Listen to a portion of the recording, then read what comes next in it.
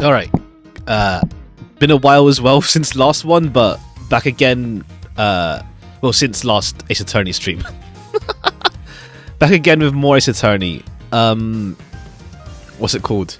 But yeah, we're partway through the third case. No, yeah, third case, yeah. Let's see how much we get through today. But we should at least get this case done. And then, yeah, then we'll have the next case next stream. We'll see if we end up doing a bit of the next case. But we probably won't finish finish case 4 anyway today. But more of it next week. But okay, yeah. Let's get right to it though. Oh yeah, I'm using controller for this game. I mean mouse. Alright, we left it off with the guy showing up right at the end. So let's see where we go with this. I don't remember this case too well anyway. I remember like the badger, but that's about it. March 13, 234, Wild Wild West area.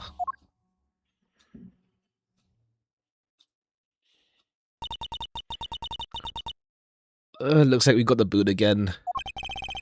With Lance safe, the focus of the investigation will shift solely onto the murder. You mean the infighting between the kidnappers? Yes, and also the identity of the remaining kidnapper. Right, because we know the butler was part of it. Miles, my boy. Do you know... Huh. Thursday? Yeah, it's Thursday. Hey there, welcome. Also, right.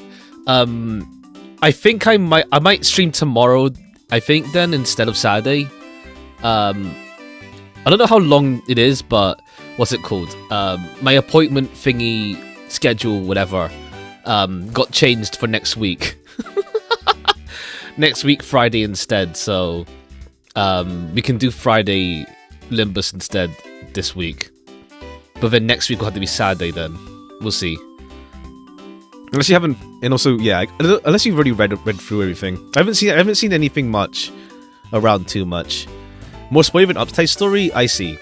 I didn't look too closely. I just saw sinking and that's it. I have no idea what's going on. I didn't look too closely with the in-game.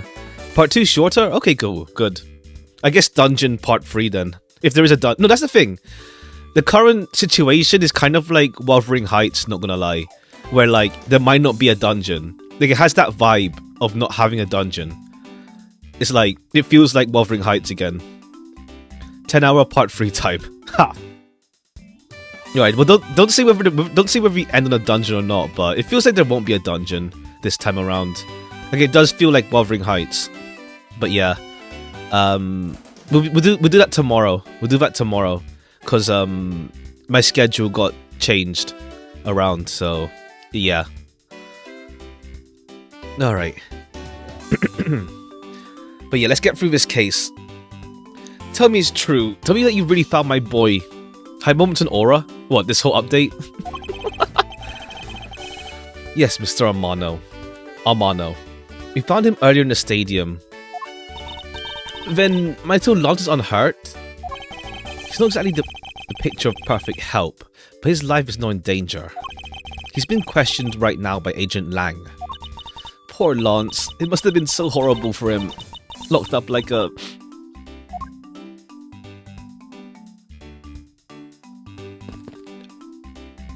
Oh, like... Okay, continue the conversation. Alright, need to... Yeah, that's a chair. Ooh, did you know? I really love this kind of chair. The way it rocks back and forth. Be a gamer, go on evidence? Okay, cool. We'll see that tomorrow. I'll make a schedule. I'll make a community post later. Like, I think, yeah, because my appointment, whatever, got moved to next week, so, yeah. I really love this kind of chair, the way it rocks back and forth. When I grow old, I plan to sit on one of these and rock the day away every day. But you don't have to wait, Mr. Edgeworth. You're at the right age for one. I really project myself as someone of that age. Because I don't think Edgeworth is that old, is it? Wait, we have his profile, actually. He's, okay, we don't have ourselves. Gumshoe's only... Okay, you're only 32? Damn. I thought you were, like, at least 40.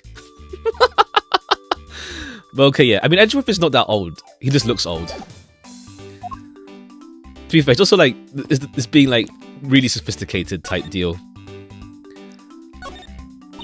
He loves me. He loves me not. Loves me not.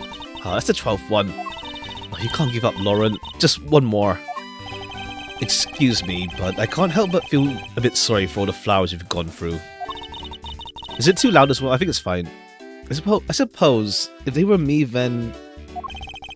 I believe you said that you were Lance's girlfriend when we first met, correct? Yeah, I am, but... Oh, it's not like we both think of each other as lovers. But he did give me this ring, so I guess we're not just friends either. I mean, it's just a candy ring, it's nothing. I mean, because this isn't just any ordinary ring.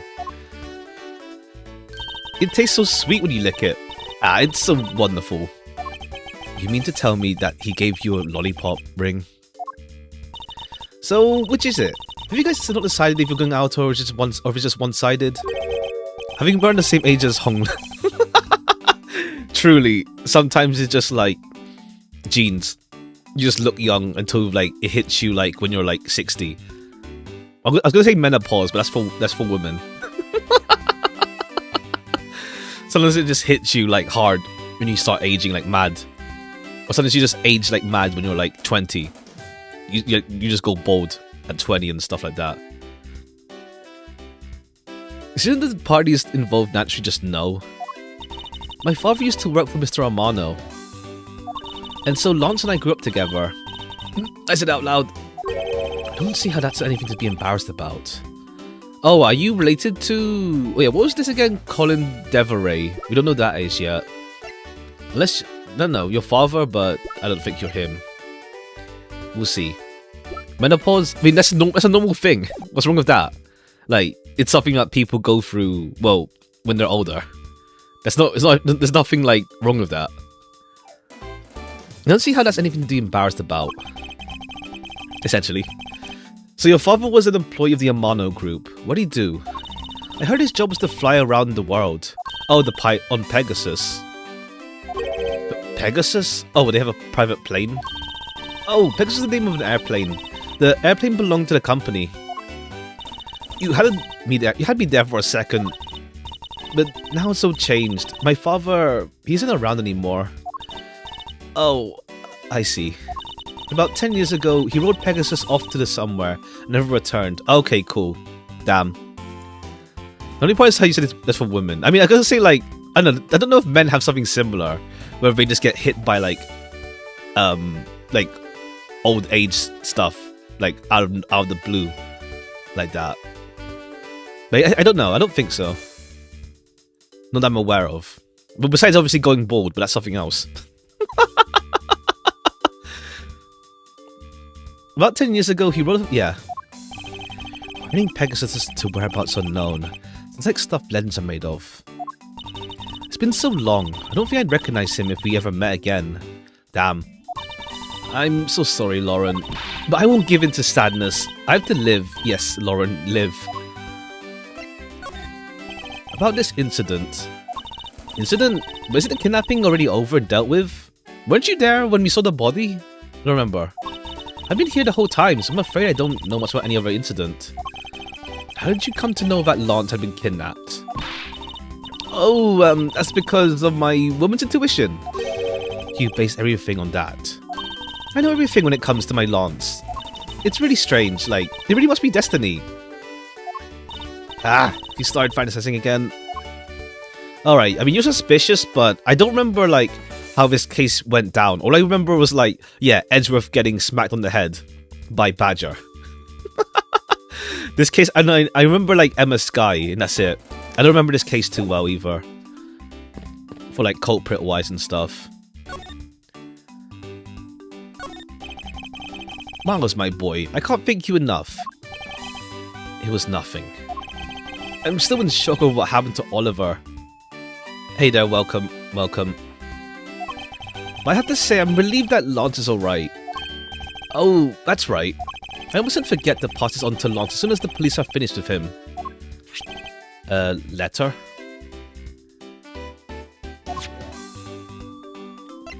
Let's not hint towards spoiler stuff, if you're referring to, Limbus. Let's not. Because I have no idea. The way Lance is being chased after by women reminds me of someone I know. I almost can't believe he received another love letter, you know? Here, take a look at yourself. Isn't this a breach of confidentiality? My dear Lanzamano, may I come see you? Your love, Viola. Very simple love letter. There's a Viola. Yeah, there's one in Apollo Justice, I think. That's like in the future though. Oh, hey, let me see. That's really weird. I think Viola, I can't remember. Is she the one with the head injury, like the bandage, or is it the painter girl? I don't remember. Who knows? I'm still thinking whether we replay Apollo Justice or not. I remember it a decent bit, but who knows? Because it's more just like, once again, it feels like a waste if I buy the Apollo Justice trilogy and then just not touch the other two games. It feels like a waste.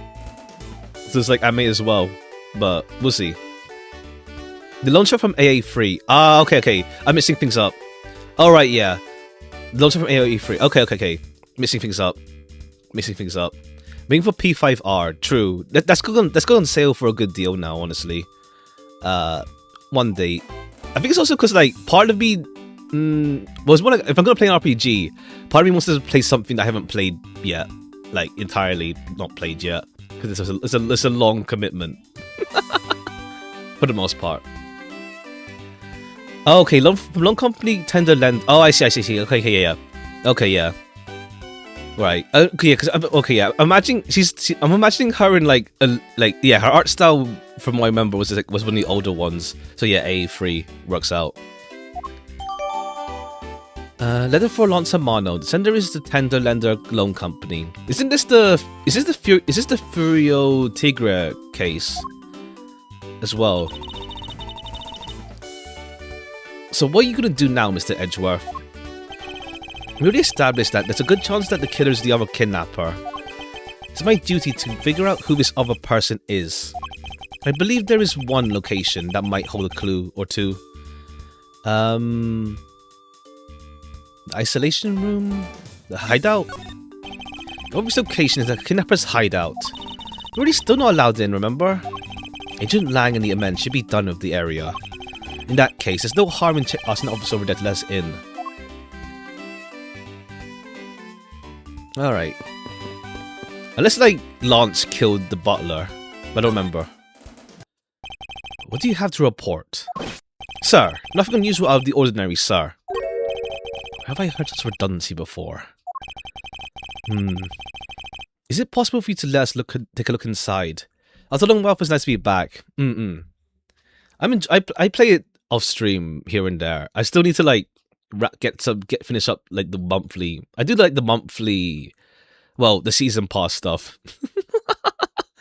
It also will come sometime this month. No date yet, but it should be this month. I'm really hoping for a teaser for the next characters coming as well. Really hoping. Guilty Gear and Rising just didn't work for you whatsoever. Damn. Just fixed itself. Oh yeah, you mentioned there was like some issues with other stuff as well. You mentioned. Was it Limbus? You said that even that one wasn't working for you for some odd reason. Is that fixed now for you as well? Sir. Roger, sir. Also wasn't working now, fixed now. Okay, I see. It's wacky computer stuff. Who knows? Surprising hassle-free. I see. Damn. Are you certain? Didn't Agent Lang order you not to allow me in? Sir, that's true, sir, but... Detective Gumshoes asked me personally to let you in, sir. Alright, thanks, Gumshoe. And I couldn't refuse a request from him. Alright, Gumshoe's got clout. Wow, looks like he's got a following. Furthermore, I was asked to give this document to you, sir. What is this? The man in the picture, isn't that... Okay, cool. His name is not real. Colin Deveray, male, dominant hand right, 5'8". Whereabouts unknown after his escape from Pen E Dent prison. Pen E Dent. Oh, like penitentiary? Stole a gun from a guard during his escape. Before he might behead somewhere where his wife and sole daughter were. But despite our surveillance, he has yet to show up. Okay. The name here says Colin Deveray. That's the same name as the one on the back of the pendant. It appears that Colin Deveray was his real name. What's this? Convicted in the case 10 years ago. Sent to prison. Oh right, yeah, he left 10 years ago. What? Then what's he doing here? Apparently he broke out of jail and then just vanished. Must have become Oliver Deacon to cover up the fact that he was escaped. Oh no, right. I'm getting mixed up. Okay. Yeah. Colin Deveray dossier data jotted down. I'm not sure what's going on anymore. Is this a kind of link between the victim's past and the current case? These police documents are rather detailed. I should take the time to give them a thorough read eventually. It's fine. Let's focus on one thing at a time. So on the hideout. Yeah, I agree. We should investigate first, think later. More than thinking things through, I think you should try remembering things first. Now then, if you could please unlock the door, officer. It was locked up a little while ago, but since then, the door's been wide open, sir. I'm not sure I follow what it is you're saying. Care to explain? Sir, the door was locked down tight when he went to check out the room. So we got about 10 officers to help out and break the door down, sir. I see. I guess that means I get Agent Lang's leftovers. Well, let's see what we find. March 13th, 255. Kidnappers' hideout. So, this is where the kidnappers planned their foul deed. While you were tied up in the room next door. Okay, please, must you bring that up again? Now then, down to business. There might still be some clues left in the room. Let's try to find out what we can of the other kidnapper's identity. Kidnapper's hideout. Okay. Alright, that's the... Beyond this door is where the kidnappers held you after getting a jump on you. Must you keep reminding me? Where's the room where I got to see your awesome... foul face? You didn't need to remind me that mortifying moment either. Okay, there's a costume here. Must be where they dispose of the old worn-out costumes. That's so sad. It would seem they throw the costumes away in pieces. Okay, you're gonna look at that closely. There's like a hole in the hand, but we'll do that. That's for later. I guess that's how they held the gun. There's a hole in the hand to hold it. A sign advertising the photo rally. Something I have no interest in.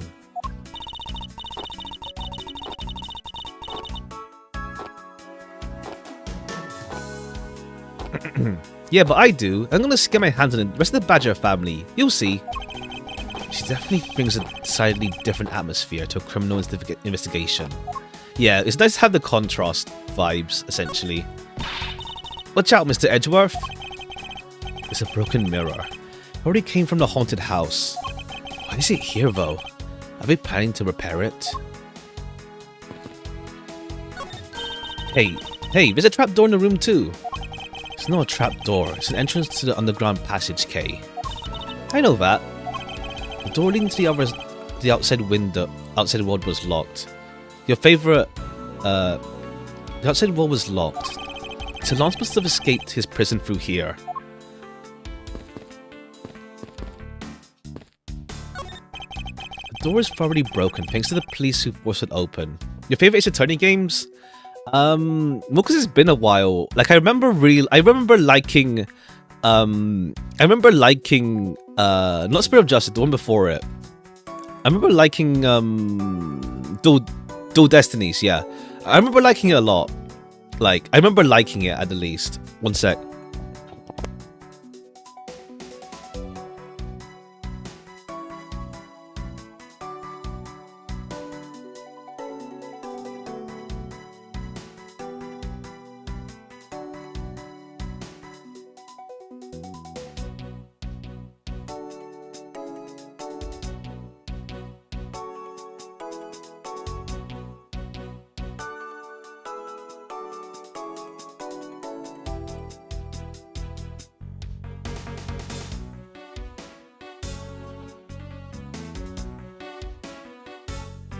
Alright, I'm back.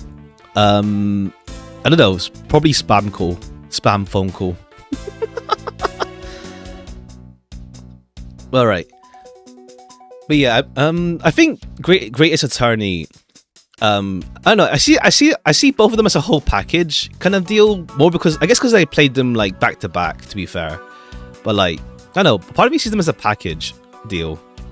But I'd say like I like Greatest. Well, to be fair, it's also like recency bias to an extent, or rather, how to say. I know I like playing like the original Ace Attorney games. I played up to like 1 to 4, and then long gap until Ace Attorney Dual Destinies. But yeah, I don't know, maybe I will just replay Apollo Justice again. So I remember like with Apollo Justice, it's more like, is Whiplash going from like Phoenix normally to Phoenix being like a more like pessimistic, cynical guy? It's like major Whiplash going from like the main 3 games to that, and then they course correct afterwards. So it's a funny time. I don't know. We'll see. I might just replay it just for fun, because like I remember bits and pieces, but I don't remember like progression too well. At least like it's like yeah. I'm repeating myself again, but yeah. But like obviously Greatest Attorney is up there because like what's it called? Recency as well as just like I can appreciate it more in a sense of like well obviously recency. Like the Ace Attorney games were like my first like actual like my first time playing visual novels. Like it's what got me into visual novels in the first place. Really. So yeah.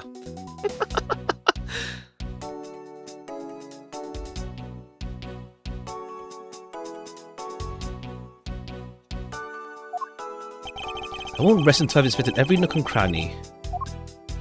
Not the best music. I like music a lot. Like I listened to it recently. Some of the tracks, like the Holmes, like the Holmes BGM, the final one is really good. You have a barrel set just out there, like these are just outside. Yes, and well, I know I already asked you when you were out there, but if these were real, what would you put in them? I didn't expect to gleam in her eyes. I'm about to dash. Alright, there's a sword here. It's like a sword, a broken one. Strange. Why would it be broken like that? Swords don't usually break on their own. That's true. Alright then, let's think about it this way. Sholmes, true. No, Sholmes. Maybe it broke when someone was trying to use it or something. For or on something. Hypothetically. Hypotheticals aren't gonna get us anywhere. Perhaps we should think about this one later. That doorknob handle thingy is looking pretty beat up. I suppose that's what happens when 10 officers break their way in with brute force. Oh, okay, yeah. The sword was used to, like, block the door. Hey, that's odd. The lock on this is completely fine. Look, no single dent. But how is that possible after what the officer told us? Yeah, the lock had been used when the door was busted down. Then the lock itself should be completely wrecked. So, if the lock on the door leading to outside is undamaged, how can that be? Okay, yeah, simple enough. The door was used to block it. The panel that hid the entrance to the underground is popped up and open. Be careful where you step, Kay. I only fell into that other opening once, you know. Alright, yeah. It's the sword was used to block the door.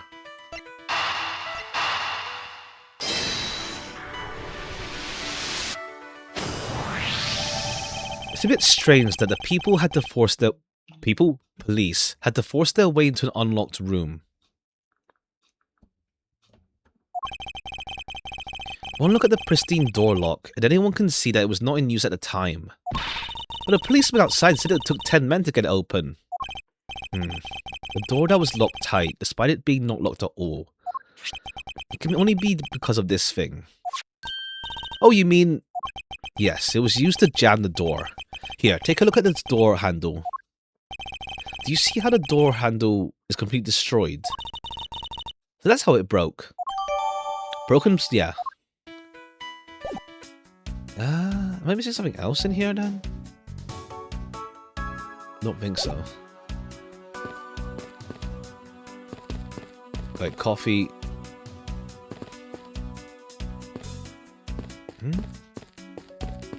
We don't have anything else to deduce with, though. Am I missing something? There's nothing else to deduce with. Oh wait, we have to look at this. Okay, it's like pretty there for the coffee table. There's a key here. What are these keys to? You got me. Reminds me of the key we found in the other room. That's it. This must be the key for one of those trap doors. It wasn't a trap door. You didn't call it one because you quite literally jumped into it. Hey, but isn't that what you're supposed to do when you see one? I'm not having this conversation again.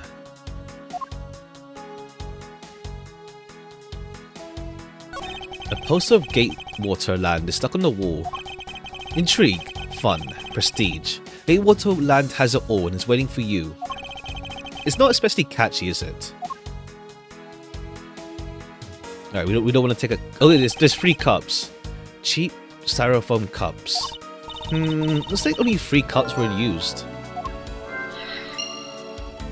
Alright, so there's 3 kidnappers, they said, didn't they? So yeah. Folding chairs. By the looks of it, they were probably used by the kidnappers. 3 chairs around the table. Okay, free. There's 3 chairs, 3 coffees.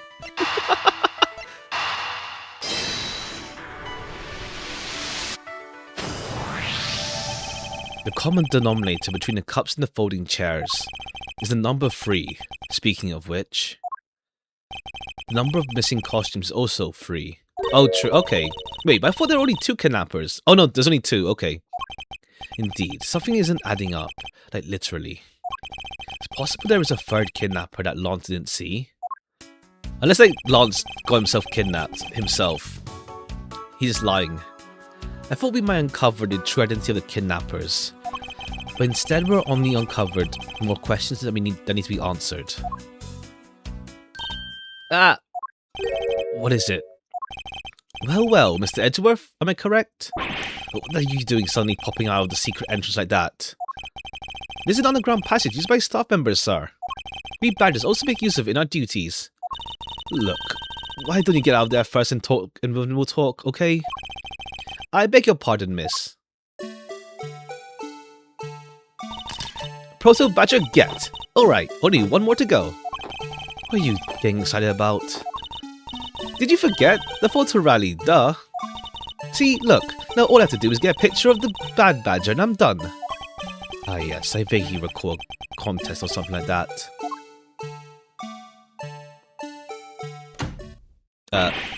What? It's gone! Where'd it go? What happened? What's wrong? A bad badger costume is missing, sir. Oh, is that all? Well, it's not. It's missing because the kidnapper stole it. I heard about how they were stolen, but they said that the only 3 of the costumes had been taken. What? You're saying that more than 3 of them are gone? Mr. Proto Badger, please tell me a little more about the costumes you use. There's one here, but it's already disposed of.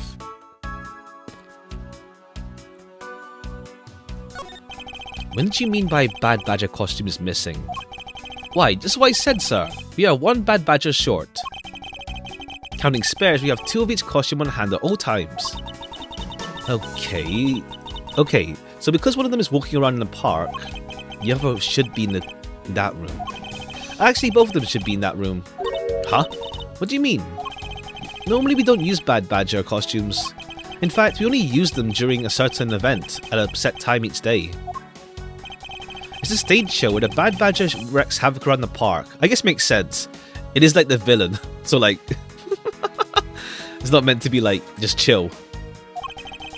Neither badgers must work together to apprehend him, sir. I'm speechless that such a show exists. Well, sir, I'll just try and explain to you the only time we use that costume. Then, doesn't that make it near impossible to take a picture of Bad Badger? Personally, I can't believe it's this close to showtime and there's no costume. Oh dear, what are we going to do now? Sir? All this basically means is that a kidnapper stole 4 costumes in total. Oh, so we don't shut down the park. We just like continue on as normal. Like someone died here, but who cares? Are you saying that there are 4 kidnappers? No, I don't think that's very likely. Oh? Recover costumes for a minute. The stolen ones, you mean? What proves that a 4th kidnapper does not exist? The pink badger. Take that! If you had 4 people, you had wanted to steal a 4th costume, and you wanted to steal a 4th costume. Shouldn't you naturally go for a full set and steal a pink badger costume instead? Yeah, that makes sense. And yet, the kidnappers decide to steal another bad badger. I believe the culprits needed 2 bad badgers, but the question is why? Okay, I see. The whole like, to make like it seem like there's 2. Okay, yeah, we bring up the costume that's in the bin.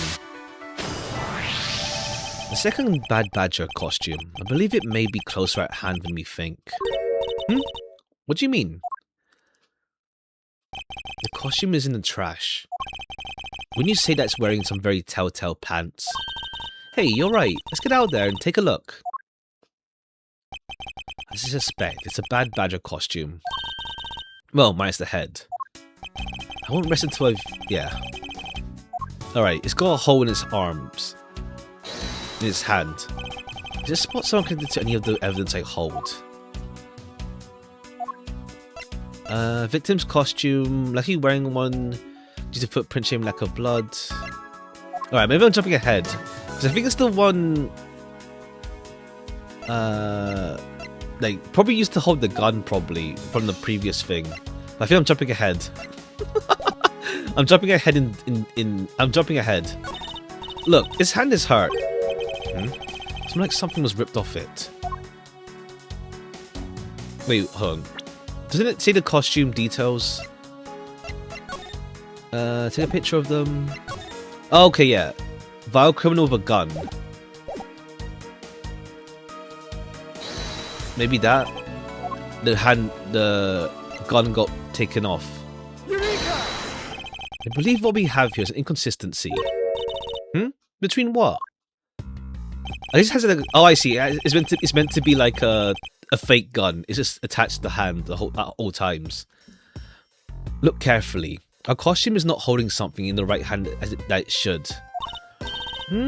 Oh, the gun. Precisely. Bad Badger was designed to always hold a gun in his right hand.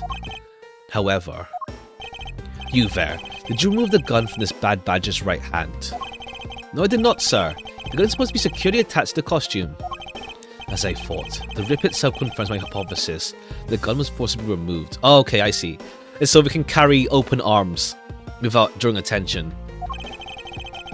Mr. Proto Badger, the gun is of course not a functioning weapon, correct? Absolutely not, sir. It's a model gun. However, it can fire blanks.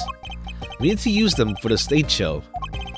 Seems like kidnappers also had a need for the model gun, my dear costume friend.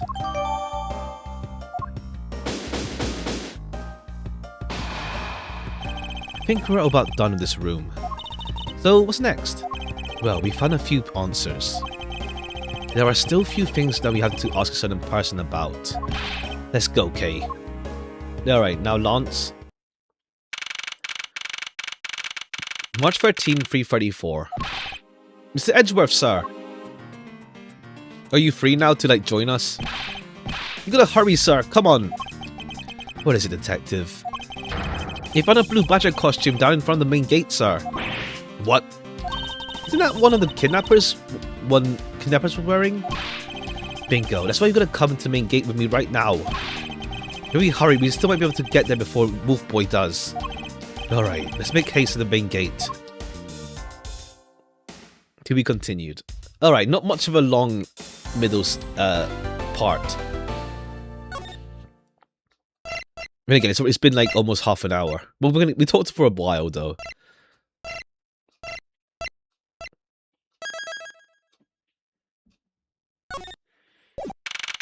March 13, 3:34 p.m. Gateway Land Main Gate. Gatewater Land. Where's the caution, Detective Gumshoe? Just on the other side of the fountain, sir. Was it out here in the open all along? No, it's discovered in the tall grass back there.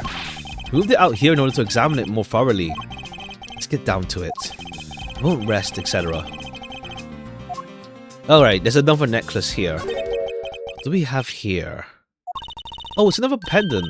There's 2 treasures in one day. How lucky is that? And hey, this pretty baby is made of platinum silver too. Another pendant on top of the one we found in Mr. Deacon. Is it possible that these 2...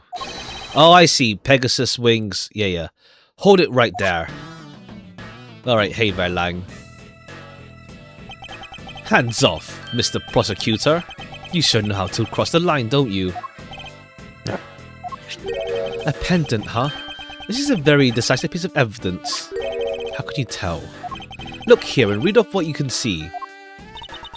Lauren... Hey, is the name engraved on this? It's shaped like a pair of wings. Lauren D is on the back. Ha! We have you now, Miss Kidnapper. No, you don't understand. Lolly, I can't believe you one of my kidnappers. Lance. Okay, no. She's chill then. You're kidding. Miss Potts was one of the kidnappers? Yes. Okay, it was. It was me. I held Lance hostage. Oh no. Either that or she's covering for him. I don't know. We'll see. Like, Lance just looks sus. So Miss Potts is one of the kidnappers. But even knowing that, I can't call this case solved or over. Well, let's see. Hey guys, case closed.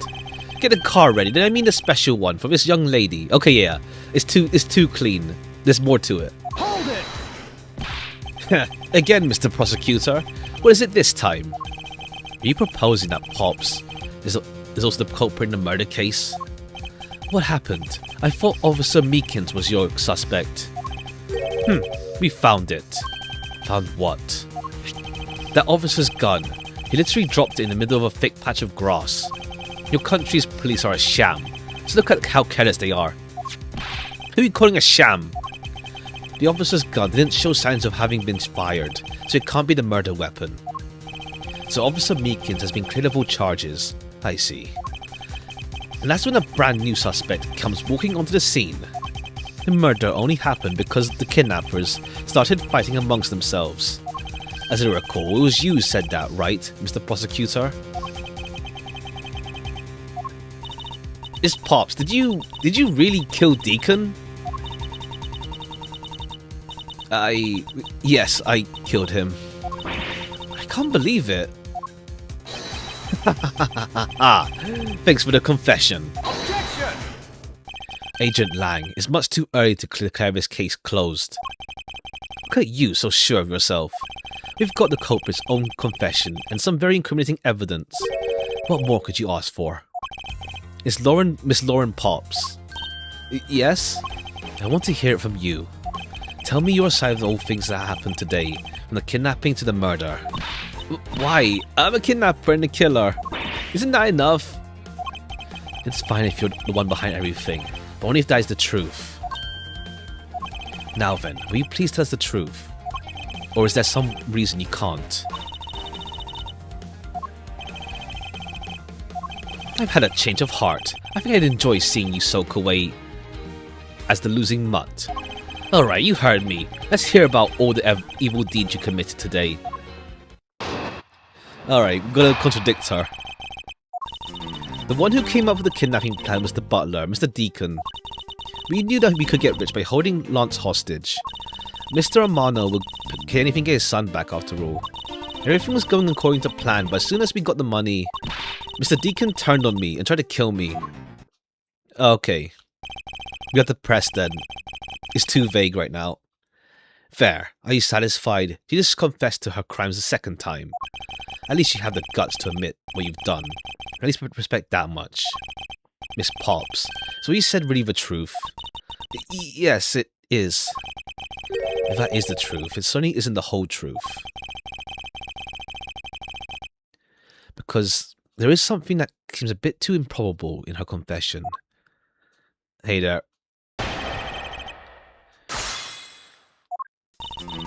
The one who came up with the kidnapping plan was the butler, Mr. Deacon. We knew we could get rich by holding Lance hostage. Abana would pay anything to get his son back after all. Everything was going according to plan, but as soon as we got the money... Hold it! Alright, explain. Would you mind telling us a little about the plan itself? Well, first we captured Lance. Ooh, how'd you do that?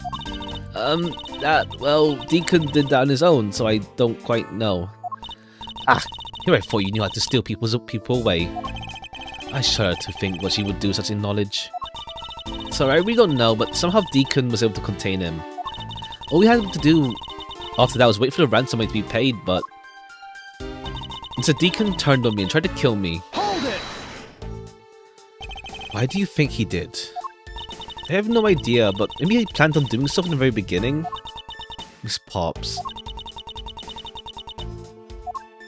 Wait, Mr. Deacon's plan to kill Miss Potts from the very beginning? Was that ever really likely to happen? What should I do? Should I raise an objection? Okay, let's just double check. Because he's actually the daughter. Like, let's see. Colin Deveray. Okay. We thought he might head for where his wife and sole daughter are, but despite our service, he's yet to show up. Lauren D. And Colin Deveray. So Lauren Deveray, Colin Deveray. Maybe.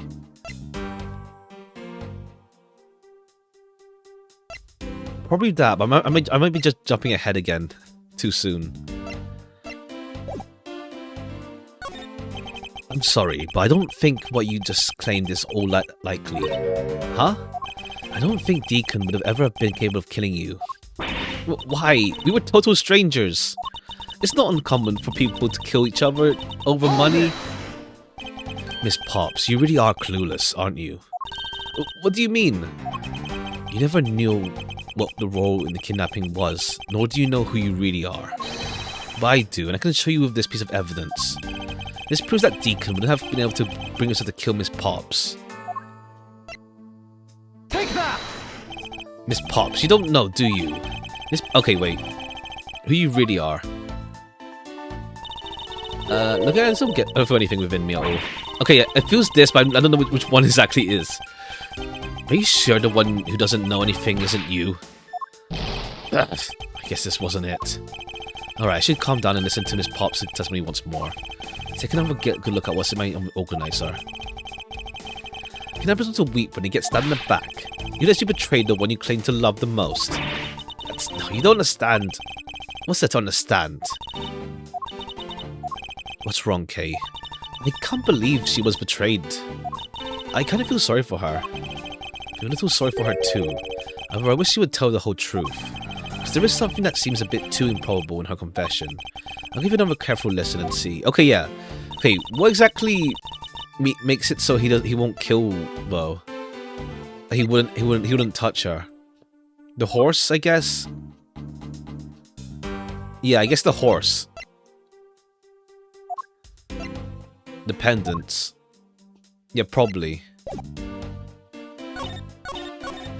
Because I meant to like join together. Hold it! Maybe. Maybe I'm jumping ahead too soon.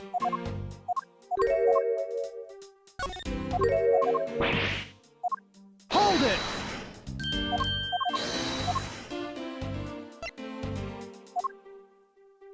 Take that!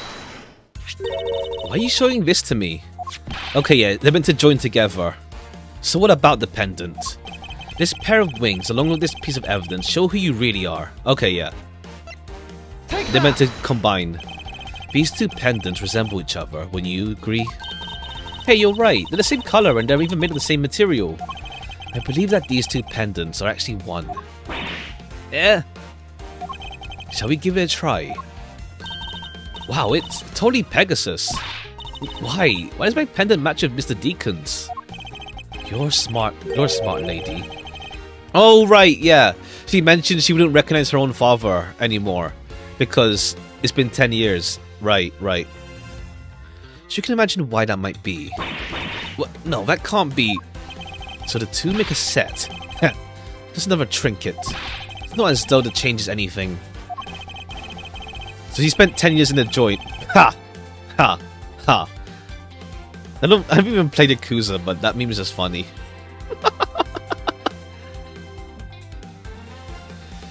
You lack imagination, Mr. Agent Lang. Very well, I'll show you this evidence. This is the piece of evidence that gives meaning to the Pegasus pendant. Take that! Mr. Deacon was just an alias for this man. His real name was Colin Deveray, the name that is etched in the horse's pendant. What? An alias? I suppose he had to hide the fact he was a felon somehow to live. And it makes sense given what is written in Deacon's dossier, Deveray's dossier. What I wanted to point out was this. This specific section is what reveals the true meaning behind the pendant's daughter. Take that! Deveray had one daughter, and her name is Lauren Pops. That's a lie. That person was not my father. He couldn't come out and tell you he was your father because he was in hiding. However, I believe he was trying to secretly watch over you. Ah, okay, yeah, she finds out her dad's dead now. Do you still believe a man like that could kill the daughter he was separated from? Or even that such a man would allow his daughter to even get involved in a kidnapping plan? What's so funny, Agent Lang? You're good at making things up in your head and deciding it's the truth, aren't you? What are you trying to say? Your thinking is much too innocent. After all, I've thought of another possibility. Is that so? Well, let's hear it. Another possibility. I'll grant you that the two of them are father and daughter. But isn't it possible they both knew that fact? It was no coincidence the reunited pair became involved in the House of Amano. And the two of them made good use of their meetings, the plan was a little kidnapping. Wouldn't you say my scenario is perfectly probable as well? So this is his version of how things might have been. You don't have any proof that they didn't know their true relationship, right? And you're saying the two of them committed the kidnapping together? That's right, as one really rotten family. Is that really what happened? I'd better take a look at the evidence. Okay, do you have anything that denies that claim?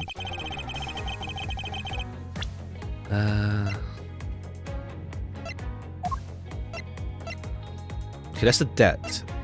Oh, I get. Okay, yeah. Lance was in debt. Right. Lance was in debt.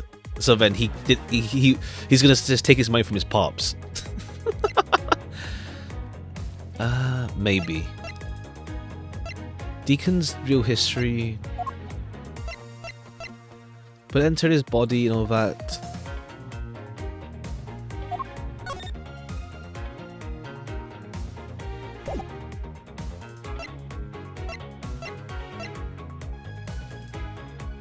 Gotta press probably. Granting that it's the father and daughter, isn't it possible they both knew that fact? It was no coincidence that the reunited pair became involved in the House of Amano. Hold it!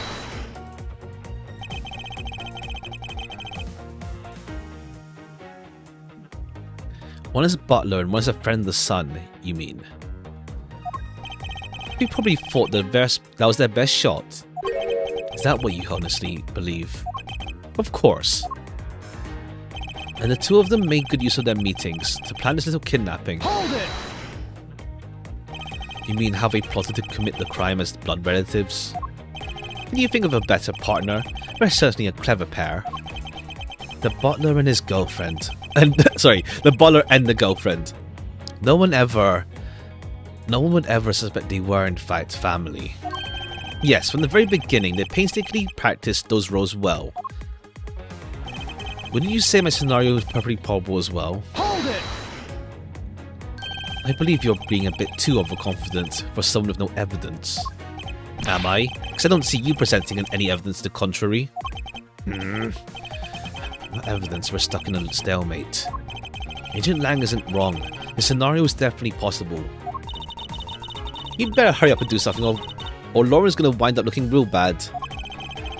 I know, but first things first. Is Lang's line of logic actually correct?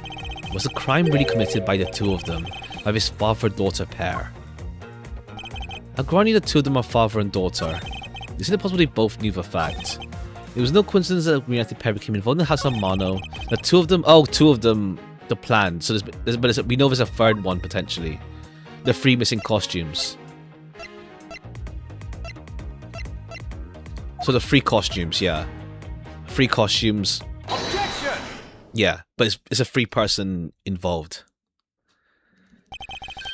This kidnapping wasn't planned by just 2 people alone. And what kind of proof do you have of that? Quite simply, there were 3 kidnappers. 3. 4 costumes were stolen from the Wild West Room's back room. We found one of them in the kidnapper's hideout. But as for the other 3, we can assume they were being worn by 3 different people. We also found a set of 3 cups and 3 folding chairs that were used in the hideout. It so clearly points to a 3-man group. I believe this 3rd person is the real mastermind behind the kidnapping. Who? Who is the mastermind? I present to you the brains behind the kidnapping. Oh, we already accused? Okay, yeah. I guess, like, to be fair, like, Take that! we're meant to it's pretty clear by this already that Lance was involved because of his debt. Lance Amano? Yes, the abduction was in fact schemed by Lance himself. Recall what he said when he appeared before us. Did you see the faces of your kidnappers? No, he didn't see their faces, but 2. One was a woman. However, there were 3 kidnappers, which is in direct contradiction of what he said. But I only saw 2 people. This guy is being held hostage. It's possible he couldn't see all 3 of them.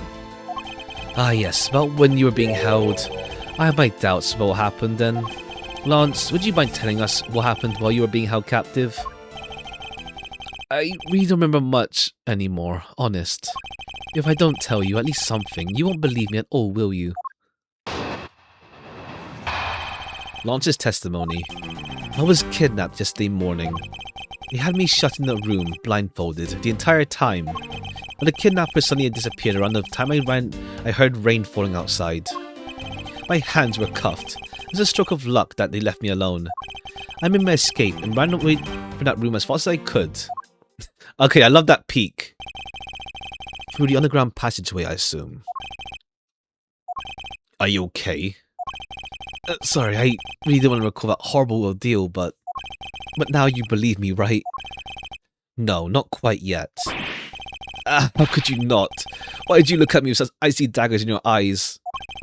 Because he's a prosecutor, and because they're all like that. Okay, yeah, Lang has like some issues with prosecutors, yeah.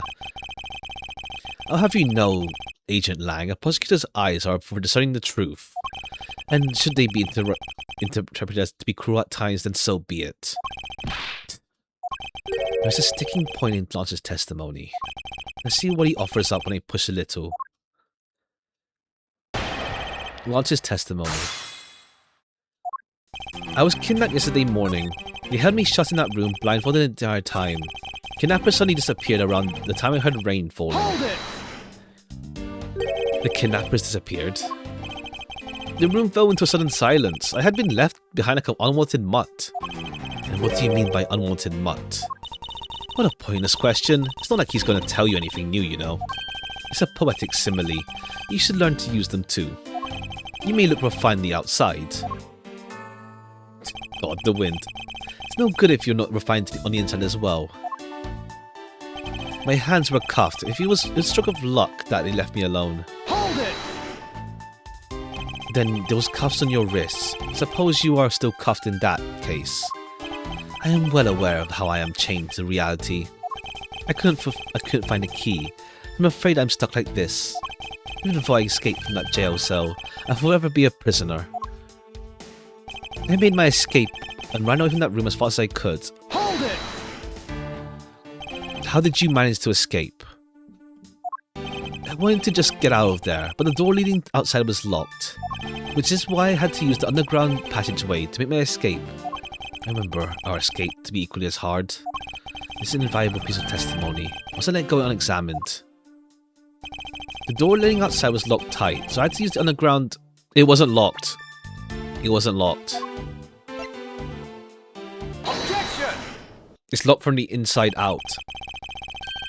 You say the door leading out was locked, but was it really? We're talking about that room behind the saloon front, right? Look, I heard that it took, Hold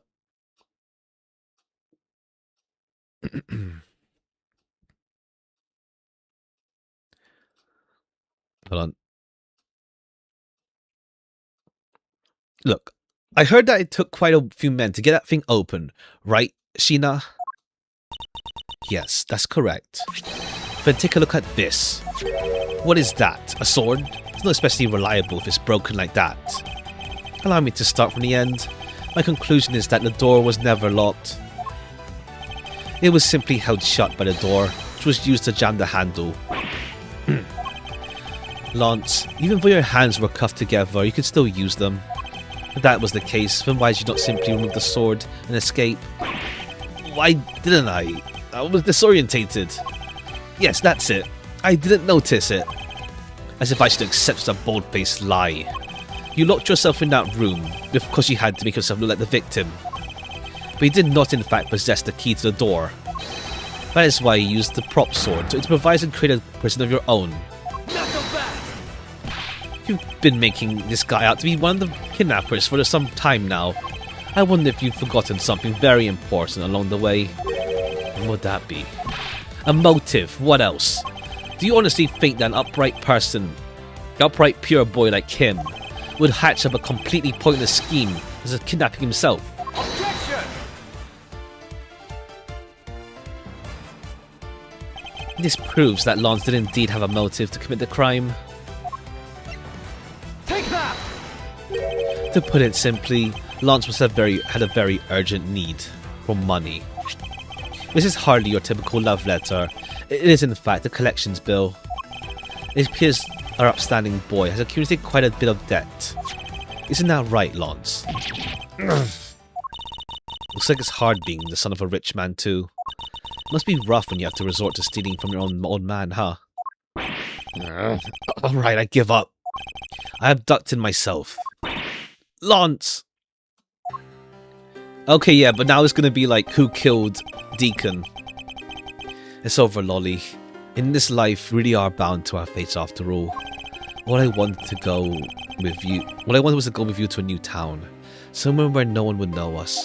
I want us to be well off with that $1 million. But now, that dream is over. Oh, Lance.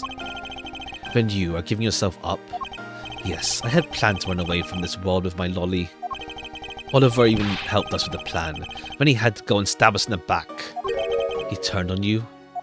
Maybe he didn't want to split the ransom money. That's my guess.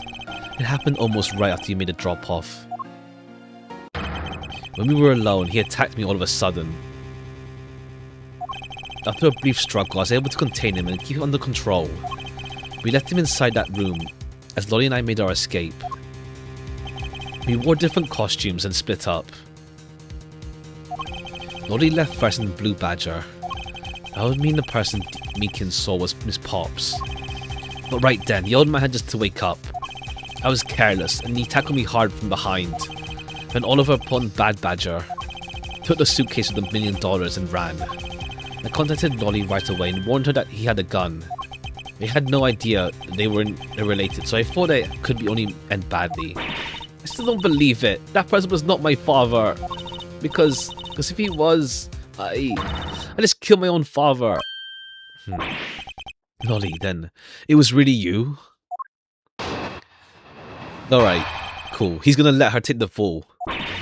That man was not my father. I mean, because at the stadium, there was a bad badger putting up the suitcase with $1 million in it.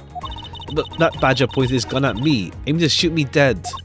That's why I used the gun I got from Lance. There was a gunshot. The other person crumpled to the ground and I ran, scared for my life. I think the big picture is finally coming into focus, don't you? Lolly, forgive me. I didn't think it would turn into something so frightening. If only. Only I could have protected you. So, Miss Pops, she shot her own dad without even knowing who he really was? if what she says is true. Are you saying she's lying? But why would she lie at something like this? Like, what purpose would that serve? You would be surprised how often people lie without even realizing it themselves, Kay. Huh? What's that supposed to mean? What I mean is, listen very carefully to her confession once more and you'll see. Okay. Man was not my father, I mean, because at the stadium, there was a bad badger pulling up the suitcase with $1 million in it.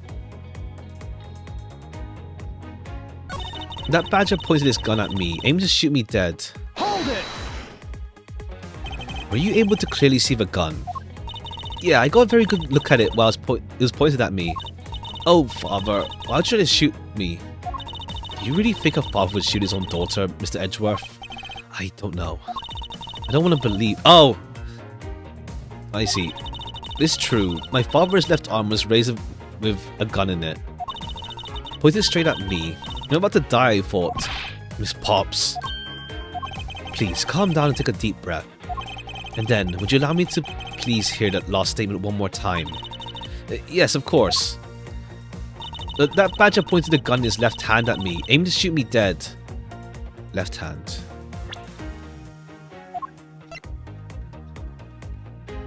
Left hand. But he's only able to hold it on his right hand. Unless he's left— yeah, he has to be left-handed. Okay, how do you bring it up though? Is this? Objection! No, too soon. What about it? So, Edgeworth, sir, I don't think you pulled out the right piece of evidence. Haha, wonderful subordinate there. Something to point out his boss's mistake. I'm sure you will refrain from excessive talking. I'll try, sir. Okay, left hand. Hold it! And you felt your life was in danger, correct? Yes, I'm about to die, I thought. So... That's why I used the gun I got from Lance. Hold it! You shot Mr. Deacon? Miss Pops. Yes, I shot him. Ha! And at that, as they say, is that. Agent Lang, Miss Pops is far from done. I didn't even finish her testimony yet. Going to continue questioning her? What a waste of time. Miss Potts, if you please. Alright. There was a gunshot, and the other person crumpled to the ground and I ran. Hold it! Did you take off immediately following the gunshot? Yes. And you didn't attempt to approach the victim at all after he was shot? I was scared. I don't blame you. I've done the same thing. Poor Miss Pops. What will become of her, Mr. Edgeworth? She seems to be telling the truth regarding what happened at the stadium. However, I don't believe it to be absolutely correct. Listen carefully to her confession, once more and you'll see. Alright, it's the left hand thing, because Badger always holds in the right hand. Left hand, but Badger holds in right. Objection! No. Okay, there's something with this one. Okay, I'm either like jumping ahead or I'm misunderstanding. Left hand at me. Aim to shoot me dead. Left hand. Gunshot, lower, exit point, right shoulder. Lack of blood suggests the victim was killed and moved.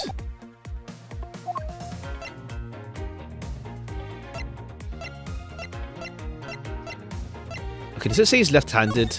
Oh, right. it just says on his profile. It's more simpler than just the whole missing gun thing. I have a dossier on your father. And according to this, your father was right-handed. Ah, then the person pointing a gun at you from the top of the stage was not Deacon. Hold on there, Mr. Prosecutor. I think you need to take a look. Take a refresher course. Bad Badger has a model gun attached to the right hand, which is why the only hand that could have held the real gun was his left. Isn't it possible it went down like that? Agent Lang, were you paying attention to what Miss Potts was saying? Then again, I suppose I can't expect someone who has never set foot in court to catch it. Enough of the smugness. I would feel it already. Miss Pops told us earlier. There was a bad badger putting the suitcase with $1 million in it. According to you, the bad badger had a gun in his left hand, which would mean that he was putting the suitcase with his right hand. Is that correct, Miss Pops? Yes, exactly. And I'm sure it was the bad badger. It had those huge sunglasses on its face. If that's the case, then even I can see there's a huge contradiction. Yes, Miss Pops claims to have seen Bad Badger, and yet Bad Badger had both his hands full. These two pieces of information could contradict each other, so one must be wrong.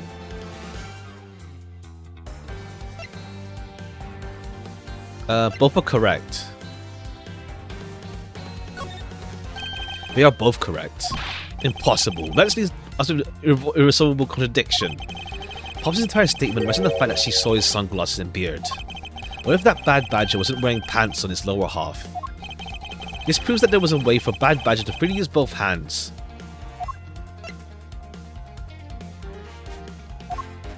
Okay. Take that! The missing... Get your head on straight, Mr. Prosecutor. Doesn't show me diddly squat. I knew it. What I saw was just a mirage. Wait, I can explain. Wait, what? Bad Badger had a gun in his left hand and the suitcase in his right. Bad Badger costume... Oh, actually, it's the missing head stuff and not the gun being ripped off the hand yet. It means that, yeah, she saw the head but not the body. Okay, right, Edgeworth says it here, the whole pants thing. So the missing Bad Badger thingy. Costumes serving to head and body. Take that! The costumes have two parts to them, a head and a body. Oh, I get it now. The head Miss Pops saw was probably the head of the Bad Badger. However, it's not possible that the body was that of an entirely different badger. A different badger? Yes, or to put it more bluntly, it was the lower half of this badger. The Bad Badger... The body of the the lower half of the blue badger. It wasn't Proto. Take that! The head may have been the Bad Badger, but his body was the blue badger's. The blue badger? Hold on, let's see here. Who was it that had one of these on? I did. And so did Meekin's pal. Haha, nice try. Highly logical. Meekins has been placed... Wait, whoops. Okay, for this Proto. Let's just strike what I just said in the record. Give me an explanation in new. Oh, right, yeah. So Proto then, because Pink is still being locked up. What? The heck is it? It's the Proto Badger. Yes, it's a simple matter of process of elimination. Pops was wearing blue, so we can eliminate that one. And the Pink Badger is the wrong colour, which would have been incredibly obvious. All that's left is the Proto Badger costume. Miss Pops, who was the one who wore Proto? That would be Lance. Are you saying what I think you are? That Lance Amano donned the Bad Badger head and pretended to be Mr. Deacon, on top of which he plotted to shoot Pops while wearing the hideous thing. The stage was set up in the stadium was nothing more than a setup, and its purpose was to lead Pops into believing she had committed murder. Standing there in front of Pops and pretending to be the victim. Oh, the gun from... Oh, right, cool. The gun that Pops was holding, that Lauren was holding, was the blank gun. I see. Right. Damn, would have made her think she killed her own father. Standing there in front of Pops and pretending to be a victim. It was all done so that she would pull the trigger. I have no idea what you're saying. Why exactly would I have to do all that, huh? There is but one reason. Lance Amano, you are the real culprit behind the murder of Mr. Oliver Deacon. What? No. That's slander. Take it back. You take it back right now. Just out of curiosity, Lance, which is your dominant hand? I'm left-handed, but what does that have to do anything? Depends. According to Pops, her attacker held a gun in his left hand. Ha! Whose what hand doesn't prove a thing. And besides, now you're just being absurd. It's not like the Proto Badger is bulletproof. One misfire and he would have found himself dead, right? Objection! Of course, logically, if he had been shot, he wouldn't be here with us. But I believe he had thought of that as well, and prepared accordingly. And this should be all the evidence you need. This is how Lance made sure that he wouldn't be hit by a bullet. Take that! We found one half of a Bad Badger costume in the hideout, a broken one. It was not the same one the victim was wearing, plus was missing something. And that something is the model gun that the Bad Badger carries, which can fire blanks. What? Miss Pops, where's the gun you use now? I threw it away into the sea. That makes it a bit tough to verify what it was, although I believe we can safely assume that it was the model gun in question. I've heard enough. What you've been spouting so far is pure conjecture. I admit that as long as the model gun is lost to us, I can't prove I'm right. However, I can say that the probability that I am right is very high. Okay, let's pretend. Let's pretend you're right, and the murder at the stadium was a fabrication. In that case, where do you think the murder really took place, Mr. Prosecutor? I don't know yet. Ha! Knew you were full of it. However, I do believe the murder took place during an earlier time frame. Please, wait a second. It's simply not possible. Because I saw Mr. Deacon after he was restrained by Lance. You saw the victim in a state of being restrained? I came back to the hideout after long after the other two. By that time, Lance had already subdued and restrained Deacon. He had tied Deacon securely to the beam in the room next door. That's where we were. Other than that, the two of us put on our costumes and made our escape. Yeah, no, she's just lying now. So, Deacon must have escaped after the two of you left, right? We thought it'd attract too much attention if we left together, so I left first. We planned to meet up again at the stage in the stadium. But then, as I was walking through the park, I got a call from Lance on my cell phone. Oliver managed to escape. It looked like he was waiting until I was alone. He was also stole the gun from me at the time. And then, the murder happened. Deacon must have overheard their plan to meet up at the stage. Well, Mr. Prosecutor, Pop saw the victim with her own eyes. Which means the victim was still alive at that time, wouldn't you agree? Why does that sound wrong to me? There must be something amiss about this account. Let's see what happens when I examine it in more detail. Okay, yeah, no, because Edgeworth was in the next room. I came back to the hideout long after the other two. By that time, Lance had already subdued and restrained Deacon. He had tied Deacon securely to the beam in the next room door. Hold it! You are sure that it was Deacon that you saw? Yes, I'm certain of what I saw. Did you go into the room to check? Lance said it was best if I didn't get too close to him. Lance, he's such a kind soul. Ben, are you telling me that you did not confirm it was Deacon for yourself? I checked through the slit in the door that separates the two rooms. He had a Bad Badger head on, so I'm absolutely sure. Then just had to be Deacon. She saw a Bad Badger head. Okay, yeah, it's the head that we had on. Yeah. So I'm sure it was Deacon. Okay, yeah, nah. Objection! It was my guy was there himself. Miss Pops, the person you saw was not Deacon at all. Huh? The person you actually saw was this person. It was me. Huh? The person I saw was you, Mr. Edgeworth? I always thought it was a bit odd. Why would the kidnappers abduct me, even after I had the money, handed over the money? It's not as though I saw the face of the kidnappers. If I were them, I would have just taken the million and ran. In the end, there's a point to it all, to make me look like Deacon. And if that was the case, the reason for us was abducted, then I believe we can assume the victim was already dead at the time. Well, Lance, am I right? That's... You showed Miss Pops a person, namely me, with a Bad Badger head on, and then made your costumes escape together, or so you pretended. What do you mean, he pretended? Exactly that. I believe Lance watched you escape, and then doubled back to the hideout. Probably to come and remove the Bad Badger head from my unconscious self. Alright, so then, yeah, Edgeworth wouldn't know it was being used. To create a fake prison with the prop sword, you can escape via the passageway. Hold your tongue, boy. Don't get caught up in that tidal wave of words coming out of prosecutor's mouth. Tidal wave? We've had a lot of come out of you, but I've yet to see a shred of evidence. The victim's betrayal and his subsequent detainment. All that could have happened while you were out cold. That's right, you were out for a while, Mr. Prosecutor. If that were the case, Miss Potts would still have seen me tied to that beam. I was scared of Mr. Deacon, so I didn't go into the next room. I really have no idea if you were in there or not, Mr. Edgeworth.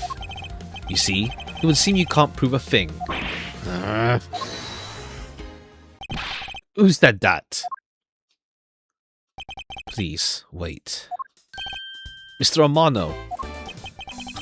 Oh, Miles, my boy. Looks like you're really giving it your all. And Lance, it's not good to cause trouble for others. Dad. Let's see. You were the one in charge of the investigation, correct? Yeah, that's right.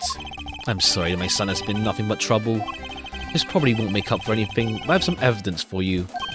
Oh, do you now? Is that what I think it is? It's the bad badger costume the victim was wearing and a gun. I couldn't wait for the police, so I went and found these myself. Oh, okay, yeah, it's wet. Because it disposed of in the sea. Is there no country actually no one in the country follows the law? There. Now, Agent Lang, please calm down. What the heck is that scrap of paper? This appears to be a letter from the Chief of Police. Please allow Mr. Amano complete freedom to do as he sees fit, it says. What? The Chief of Police? What the? Just who does he think he is? The person who wields the highest authority in this area. Oh, there.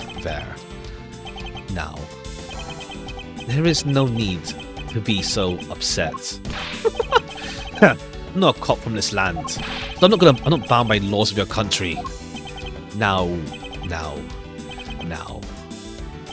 This wasn't meant to be just stronger your arm to anything. It's just a request. It's only asking you please respect the law of the land. Can't really say no to that. However, returning to the topic at hand. Doesn't matter who found the evidence, its value remains unchanged. Alright now, let's take a look at this new evidence. I already got the results back. I had a special forensics team lab that I'm on good terms with to conduct the test. Verified the blood in the costume belonged to Oliver. As for the gun, any fingerprints they could find were yours, Lauren. What?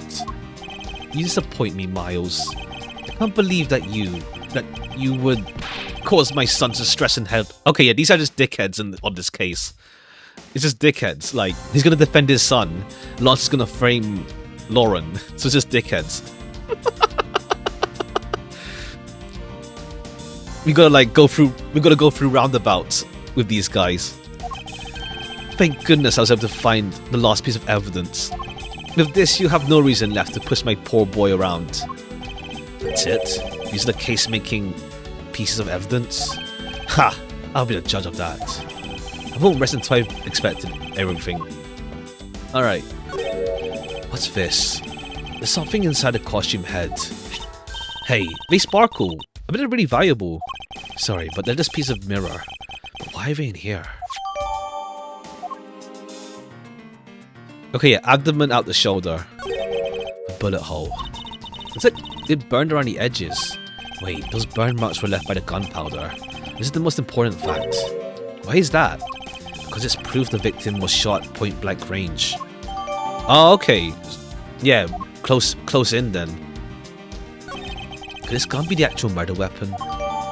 Used to kill Deacon, was already stolen from the guard by the victim during escape.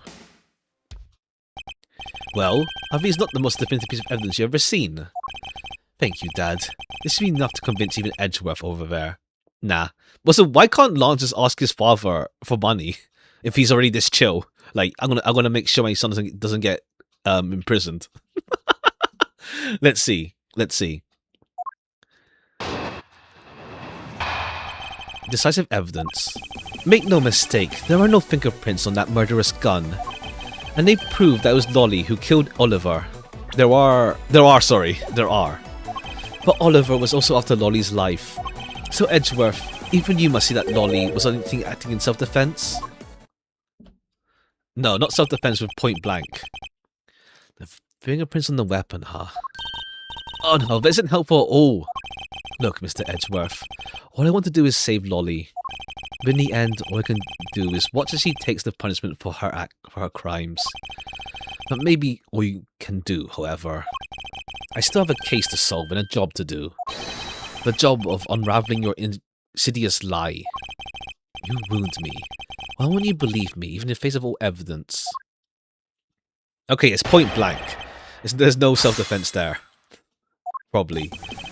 Made no mistake, there are fingerprints on that murderous gun, sure. They prove it was Lolly who killed Oliver, sure. But Oliver was also after Lolly's life. Edgeworth, even you must see that Lolly was only acting in self-defense. Hold it! Justified self-defense? Suppose that is a possibility, given circumstances. Really? Oh, thank goodness. However, self-defense was not necessary in this case. What do you mean? Miss Pops is innocent. She didn't do anything, so why would she need to defend herself from nothing? You still don't believe a word I say, do you? The entire argument hinges on the fact that her fingerprints are on the gun. However, the truth does not lie there. Oh right, why would there be fingerprints if you're using costumes? It lies in whatever he is hiding from me, and not for long. Make no mistake, there are fingerprints on the gun. Okay, we'll press to be sure. It's like, you're in costume, so how do you have fingerprints there? Those fingerprints, are you sure they belong to Miss Pops? There's no mistake about it. Through my connections, I had the best techniques money can buy. I find that too a bit peculiar. What? How are you trying to pick an argument with me? What should I do? Should I raise an objection? Let's just check the other ones. I don't know if there's like some red herrings and some like they eventually add red herrings to like these like pressing like further elaboration stuff. Let's just see. What can we say about the fingerprints? Because like, what one shows that people firing blanks? Okay, as in like the badges hold them with the costumes. They're all in costume anyway. Of course. I don't know if we're at a point of difficulty yet where we start doing red herring elaborations. I mean, she's wearing the... What was she wearing again? I can't remember what she was wearing again. Let's just press to be sure. We're also low on health.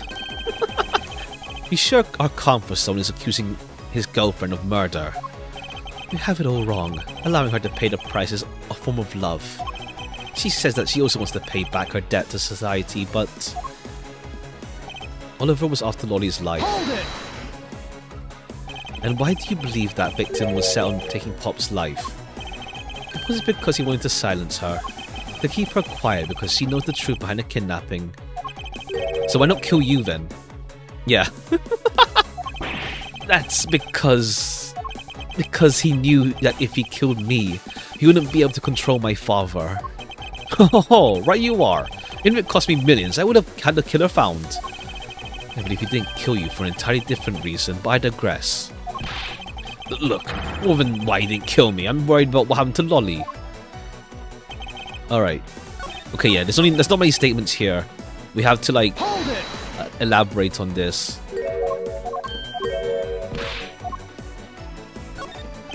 Frankly, I don't believe that Miss Pops' prints should be on the gun to begin with. And the reason why Pops' prints should not be on the gun is... Yeah, costume. Which one means... I guess any of these mean... Oh, no, it says here. The stolen costumes. They updated this. Take that! You were all in costume. It's simply not possible for Pops to have left any prints on the murder weapon. Because while she was at the stadium, Pops was wearing a costume. Huh? But there's been no mistake. We found fingerprints. Well, Pops, do you remember touching the gun at any time? Yes, as a matter of fact, I did hold it for a bit back in the hideout. I handed it off to Deacon when he and Lance left for the haunted house. To retrieve the ransom money, I suppose. And there you have it. That is when Pops' prints found their way on the gun. Do you understand now, Mr. Amano? The fingerprints do nothing to prove that Pops was the murderer. you don't have anything to prove that she isn't a killer, right? You seem very adamant about insisting that your girlfriend is a cold-blooded killer. Oh, Lance. What? No way. I'm incredibly worried about her. But that doesn't change the fact that you don't have any evidence, right? That's where you're wrong. I have the evidence. What? How? The story that Pops killed the victim at a stage in the stadium. The whole affair is simply not true, because that was not the real crime scene, but a setup. This proves the real murder was not committed at the stadium at all. Oh, okay, the glass shard. It's the mirror. Take that! This piece of evidence... Never mind. What stadium? What? I have to rate that piece of logic as 0 out of 10. 0? At least 6.8. Alright, 6.8. Not the cursed number. Notice remain calm and think carefully. The murder did not happen at a stadium. The scenario where the victim was up on the stage and Pops was down below. There must be something that invalidates it. Proves it was not a stadium. Prove not a stadium. Oh, the point blank. Right. It's point blank. If I make sure. Because Thingamabob Old Bag saw it was from a distance. Yeah. Take that! Let's take another good look at the costume the victim was wearing. There I believe you will see why I insist he was not shot at the stadium. This is the part of the costume that proves it. Take that! The burn around the bullet hole was made when the victim was shot point blank. Ah, so then you mean the murder Old Bag saw at the stadium really was? Yes, he saw two people. They were separated by a distance. If the victim was indeed shot from below the stage, there shouldn't be gunpowder burn. Ugh. Look at you, Mr. Smarty Pants prosecutor. Since you seem to know all the answers, why not tell us where the real crime scene is then? Okay, haunted house. Lance set me up to look like Deacon back at the hideout. If that's the case, then the murder must have been prior to that. And the location where Lance and the victim were at just before I was in prison was... haunted house, yeah. I got it. I know where the crime scene was. The real location Miss Deacon was killed is here. Take that! I think it's not unreasonable to assume the murder took place in a haunted house. The haunted house? Yes, and I have proof of that. It's highly likely the victim was killed there. Okay, the glass got inside the mirror got inside the thingy. Take that! These were inside the costume the victim was wearing. They're fragments of a mirror. A mirror? And what does that have to do with anything? Indeed, you don't exactly expect to see a piece of mirror inside a costume. Yeah, that's actually pretty dangerous. However, there's one place I can think of where a plethora of mirror fragments. And that is the haunted mouse. Lance Amano, I propose you kill Deacon with the revolver in the haunted house. After that, you stole a blue Badgermobile to move his body to Wild West. The timing of when the blue Badgermobile was stolen confirms this fact. Miles, my boy, say no more. I'm sorry, Mr. Amano, but I cannot do that. Be quiet. Yes, please, do something. Stop that boy from speaking any more nonsense. Ernest Amano, correct? I meant you. Now be quiet, Grams. Okay, damn. when the freaking, like, witness or, like, person is so annoying, you just join up with the prosecutor now. How dare you? I don't need words. The only thing I require is evidence. Decisive evidence. If the Kobe's mirror bit's decisive is a bit too presumptuous, Mr. Prosecutor. What? Sheena, wasn't there a mirror in the kidnapper's hideout? Yes, there was a mirror there. Alright, yeah. That's a mirror for the haunted house. You see, isn't it possible the fragments go into costume there? But Agent Lang, there are fragments on the floor. The probability is very low. There were no ones, rather. Probability? Lang Zi says, on truth's path, the word probability does not exist. The only thing that does is definitive proof.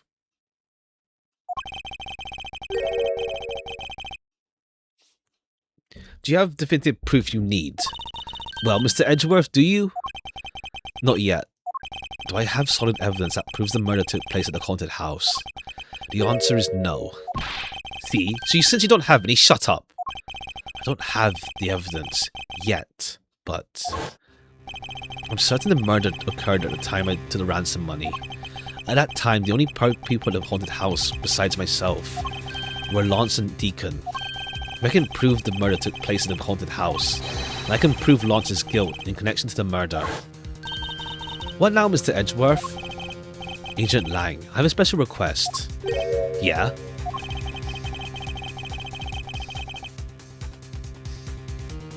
I'd like to prove to you that the scene of the crime was indeed the haunted house. Why in the world are you asking the werewolf for permission? But I don't really have a choice if I want to find the truth.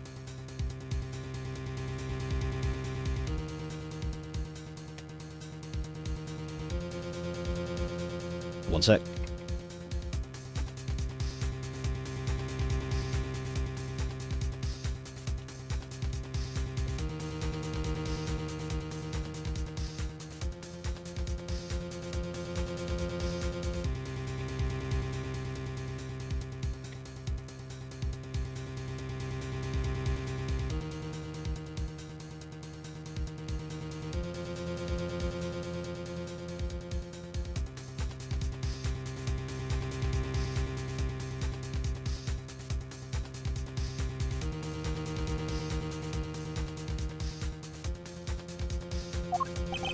Alright, permission granted. But you're not to touch a single thing, got it?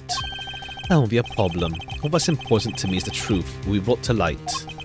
It doesn't matter by who or how it's done, as long as it is.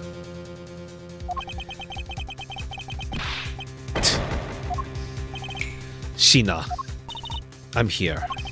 Put in the paperwork for the authorization immediately. Understood. I'll go get the Gateway Group's approval. Who was that? Now. Okay, yeah, Mr. Freaking, like, just holding the case back. So, hold on, one sec again.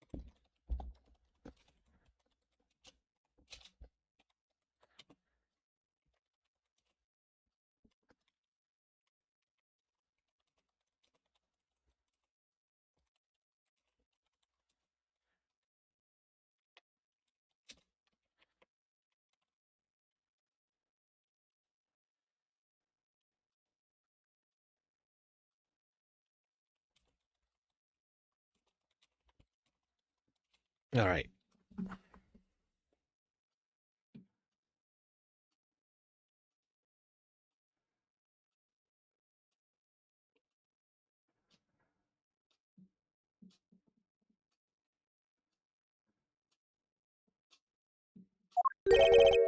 Mr. Amano?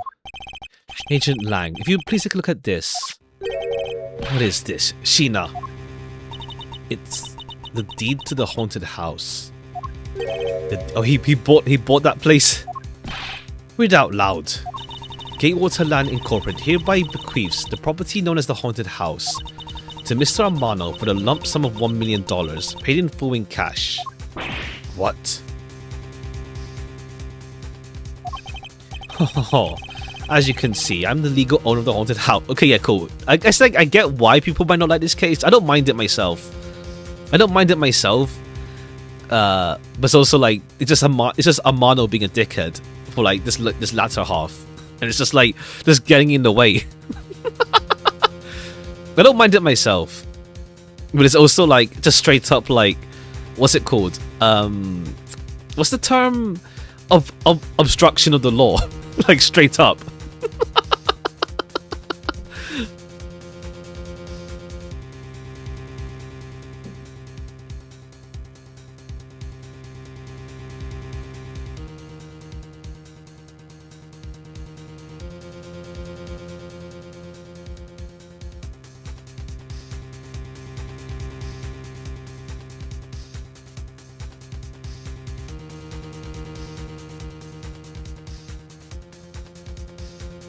Okay.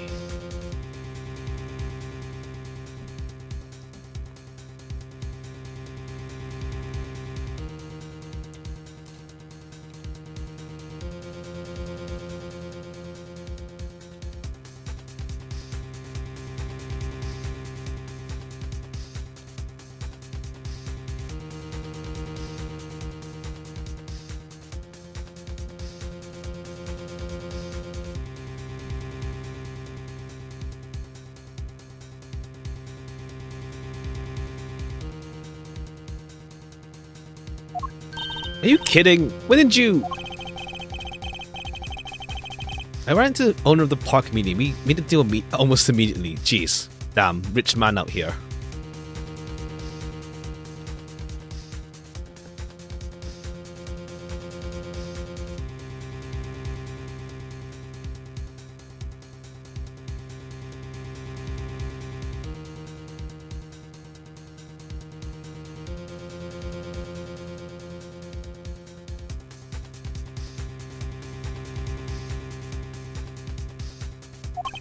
How quickly things move when you can prepare $1 million in the blink of an eye.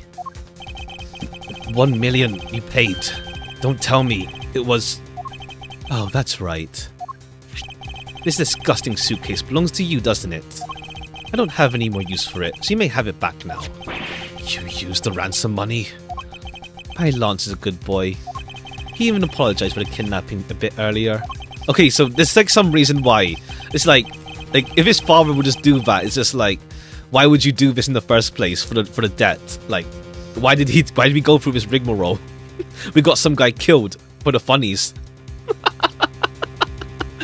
Let's see. So I do believe I'll forgive him. After all, he did return the ransom money. That's the way things are, so if you would please discuss things with me from now on. Discuss? What's it to discuss? Why, permission to enter the haunted house, of course. Okay, yeah, Lang should be on our side, surely, now. Like, he's pissed. While they were busy listening to Lance's story, Amano was out there preempting us. Permission to search the house is denied. Of discussion. End of discussion. Agent Lang, I want you to arrest that girl. And Miles, you should hurry on home now, my boy, before I really lose my temper. Mr. Miles definitely has the deck stacked in his favor here. What should I do? If I leave it like this, the truth will be lost forever. Okay, it's kind of funny. Like, case 3 here as well is like, it's kind of like, I guess like when you have the system against you kind of deal. Or like, well, I guess like money.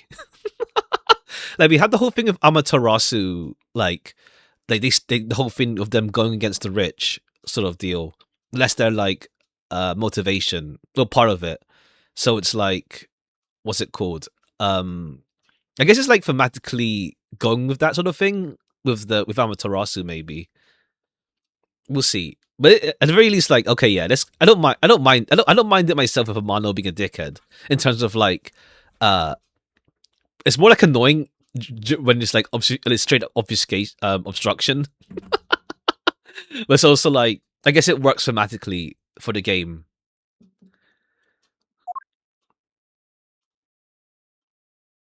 Okay, to be continued.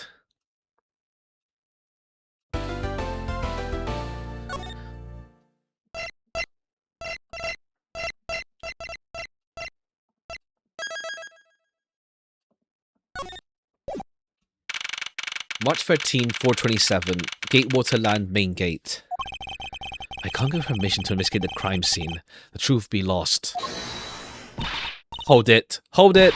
Hold it. Hey. Mr. Edgeworth, what are you doing spacing out? Have you forgotten? There's only one thing you should do at a time like this. And what is that? When the people are in a bind, the hero of justice appears to save the day. Look, you just leave it to me. For I am Kei Faraday, the second of the great Yatagarasu. I thought you were a thief, not a hero. Yatagarasu is noble, and a thief is almost a thief of justice. That's, of course. If we have enough information, it can create the seat inside the house like this. Plus, if we then factor in everyone's testimony, can we create exactly what happened when I dropped off the ransom money? We may be able to figure out some new information through this. Worth a try. Okay, yeah. Freaking Lil Thief is just like mad OP. Agent Lang. Ah, she wants us to use your little toy. Be my guest. Okay, hang on. You're about to witness the true power of a real modern-day Robin Hood. Detective Gumshoe. Is there a copy of the haunted house's blueprints among the police reference documents? Yes, sir. Got it just in case we needed it for the kidnapping case. Alright, I'll input the haunted house data, then... Now we're here. Without having to step inside. Get cooked, Amano. What is this? Where are we? It's like we're inside the haunted house. Even if we can't inspect the real one, the path to the truth slumbers here. If I can successfully navigate my logic, with my ways in logic, I'll ultimately arrive at the truth. Now then, I believe I'm ready to investigate the crime scene. Okay, what's I recreate first? You haven't figured it out yet? Maybe I have, but maybe I haven't. But I'm going to make sure you do all the hard work. Very well. I'd like to inspect the moment in which I was ambushed by my abductor. The two of them were definitely in this place at the time. If I can verify that, it may provide me with a new lead.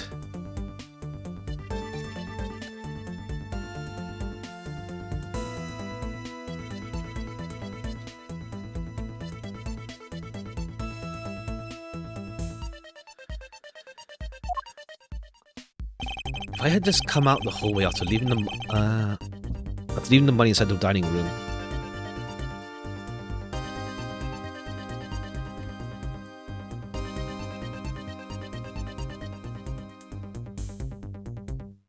I had just come out into the hallway after leaving the money inside the dining room.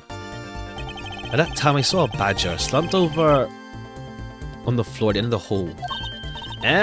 What's the badger doing on the way down there? I also thought it was strange. However, I thought that maybe it was simply a mannequin that has left there for atmosphere. One sec.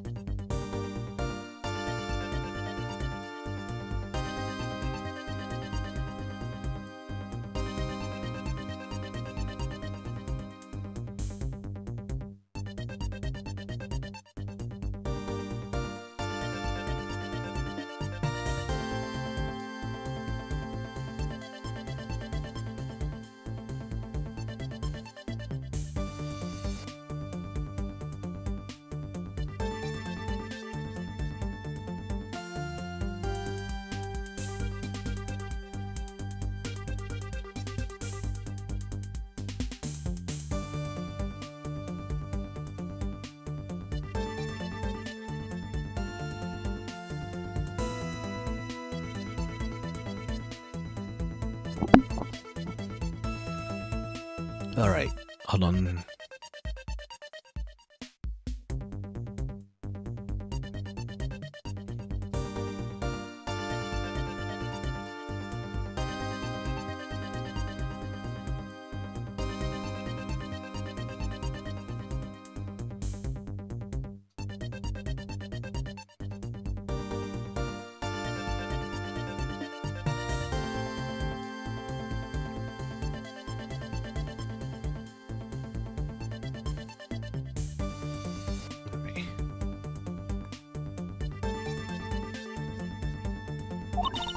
Do you know which badger it was? No, it was too dark to tell, and I saw it was a silhouette. In that case, I guess I'll just program a badger silhouette for now.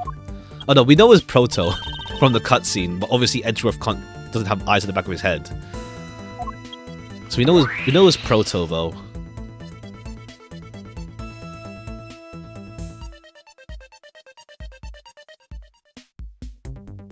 Oh, so whoops, I forgot to take this off.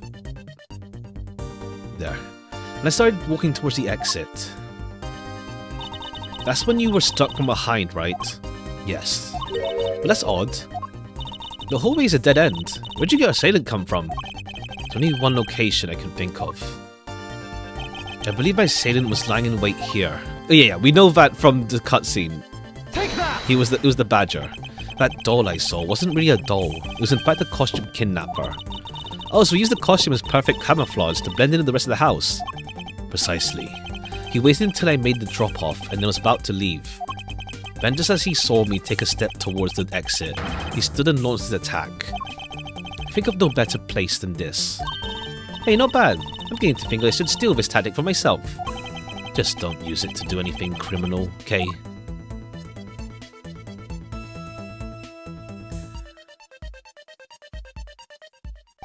Well, Lance, what are you asking me for? As one of the kidnappers, I figured I should give you a chance to confess first. I was the one of the kidnappers, but I don't know anything. I did come up to the haunted house, but I never set foot inside. I left Oliver in charge of picking up the ransom money. I didn't set foot inside. Is that a truth or another lie? Alright, and you're claiming that it was Mr. Deacon who assaulted me. Yes, I'm sure it was him. Okay, inputting the new info now. Deacon was the bad badger, right?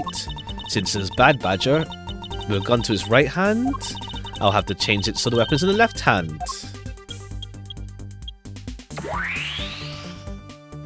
Okay, we're not going to talk about the missing gun yet. Not to verify.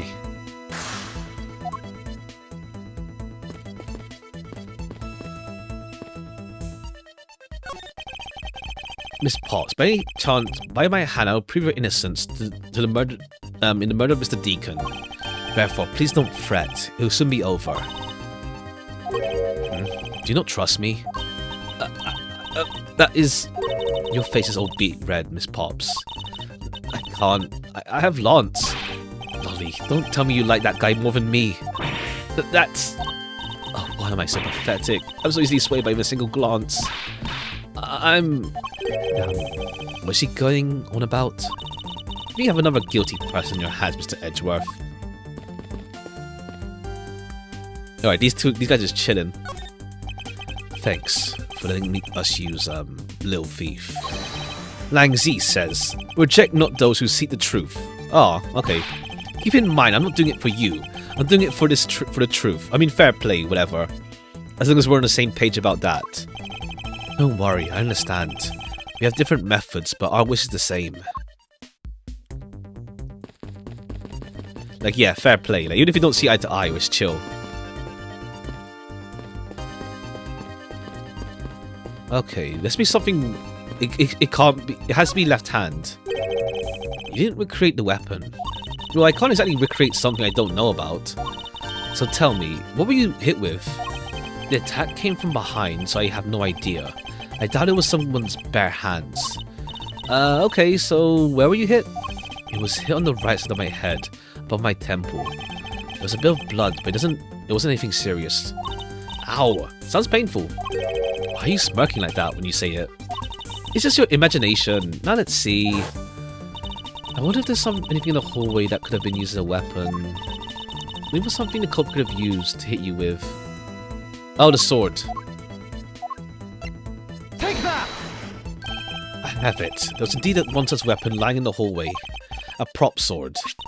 You don't want this thing here? Yes, although we did find it at the kidnapper's hideout.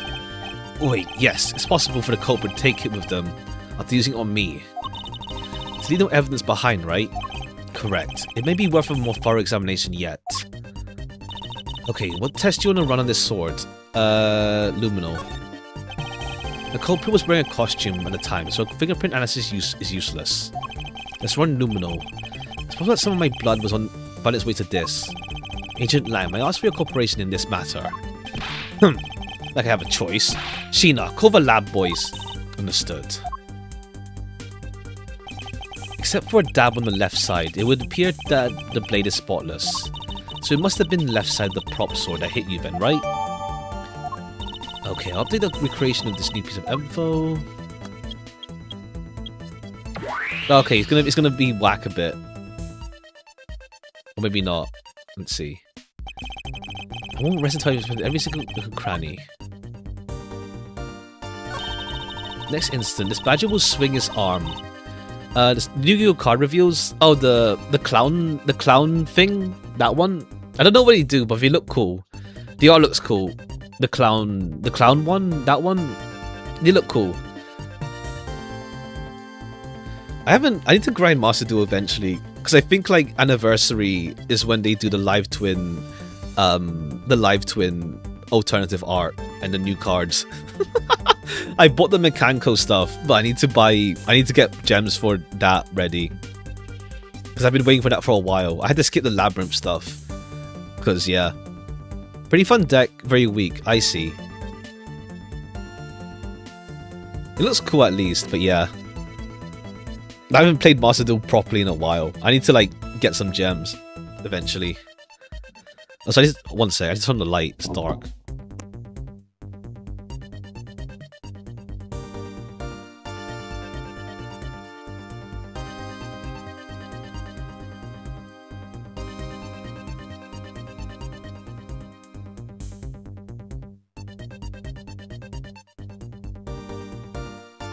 I saw like it has like what all of the summoning mechanics, like Ritual, XE, all that as well. It has all of them. In like 2 months, it's not on the OCG yet, but definitely playing unranked. But I don't know, 2 months maybe. I don't know. We're getting yummy now. We already had Malice. Yeah, I guess this is the next like core set. Well, I mean, I don't know. There's like I don't know. Like sometimes the time gap it depends, I guess. I mean, I've lost track of time as well, to an extent, on that front. This badger will swing his left arm, complete with weapon in hand. Yes, the clummy with the left side of the prop sword. Does that ever create a moment of impact? I want to see the pain expression on your face. Just find the way it is. Wait, maybe not. Is it just my imagination, or something's not quite right? You know, the Bad Badger is pretty bad looking when you see him up close. Well, what do you expect from a character named Bad Badger? He has sunglasses. Wearing them in the dark makes him look extra bad. Now I'm lost. What kind of bad does he really mean? It's me. I have to say it's rather embarrassing to see myself like this. Oh, so what were you thinking about this at this time? I don't recall, but I would guess I was thinking about the kidnapping. I mean, we'll see like how it's localized. The naming is a bit whack, let's say. We'll see how they localize it officially. Can we tribute someone using one extra monster and a board wipe over... Oh, I see, damn. I see. Like you get Pendant Link at some point. Okay, I see, damn. I see, okay, that's pretty cool. I like the art for them, so I'll keep an eye out.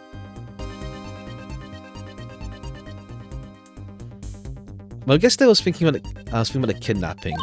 Really? But I don't think so at all. The face practically screams I'm about to be conked over the head.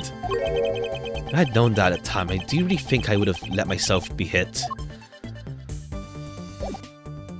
Is there anything else to check first, though?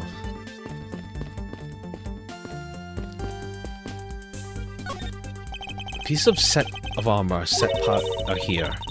Why do you think they almost always have sets of armor in the haunted house? This sort of interior design is meant to bring a sense of abnormality. Abnormality? Yeah. Why do you explanations have to be so hard to understand, Mr. Edgeworth? Try explaining it again, but this time so that even a thief like me can get it. That may prove to be a most difficult task. Okay, Badger. Imagine this is how he snuck up on you. That gadget of yours can even replicate people's movements. Oh, it's used to plan heists, so of course it's going to be able to simulate the police. It's definitely very well made. Perhaps too well made. Mission confiscated after the investigation.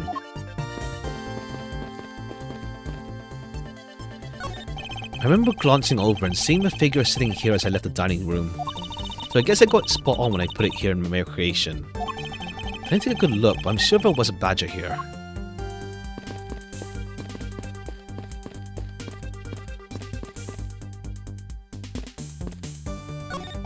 It's a replica of myself. You were totally oblivious to what was behind you, huh? Yes, suppose that I'm to blame for what happened to me. It's incredibly dark, which is all the more reason I should have been more alert. vow to never be caught by surprise again.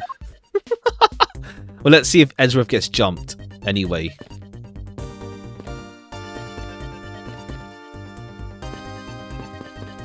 Okay, it's a bit finicky trying to get it to like be on this. Home resistant to every nook and cranny. Okay. Suppose someone connected to any of the evidence I hold. Maybe the missing gun? Maybe, let's see. I should save just in case I don't mess up. And that's a replay.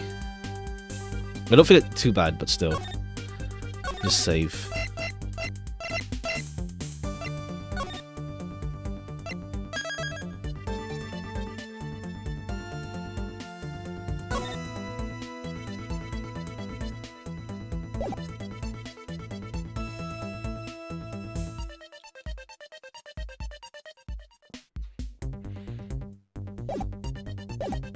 Alright. I won't rest until every nook and cranny. Alright, what do we have to present? Is there any evidence I hold? You mean the right temple with this? No, but it doesn't make sense then, with the right. Eureka! Finally, I found a clear connection of the facts about the sword. Yeah, because the swing doesn't look right. Except for a bit on the left side, the prop sword is spotless. However, if the culprit had used his left hand, the blood on the opposite side. Opposite side? Huh. If the culprit had the sword in his left hand, the sword on the right side would be hit. I see, but the blood was on the left side of the sword, right? This means that he used his right hand to hit you. Where's his hand to hit you? Exactly. The prop sword has a left hand guard attached to the hilt. Possible for it to hold with two hands while wearing a costume with such big hands. Couldn't be the left hand or both hands. It must have been right. I'll change the data to reflect the right-handed swing. Not yet, Kay. There's no sense in changing anything yet. If you change the parameters to the right hand, it'd only create a new contradiction. Change the prop sword to be the culprit's right hand will conflict with what? Well, the costumes. Take that!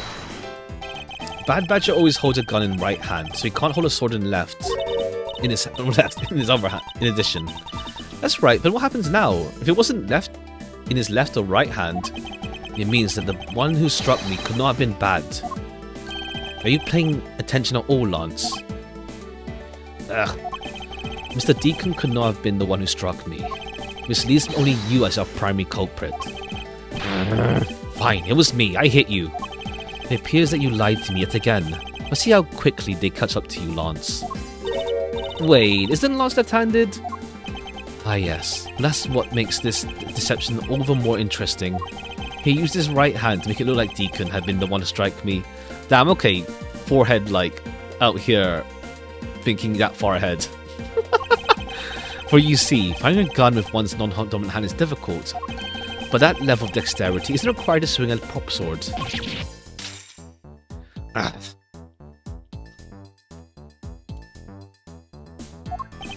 Okay, please input this new data. The one who hit me from behind was Lance. Or should I say, Proto Badger. You got it. Here I go.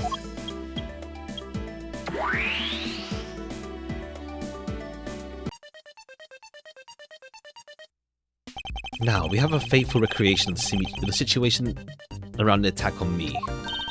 Alright, all we have to do is examine this new recreation and... Hahaha! What exactly is so funny, Agent Lang? I'm using a little gadget. Packs a punch, right, Sheena?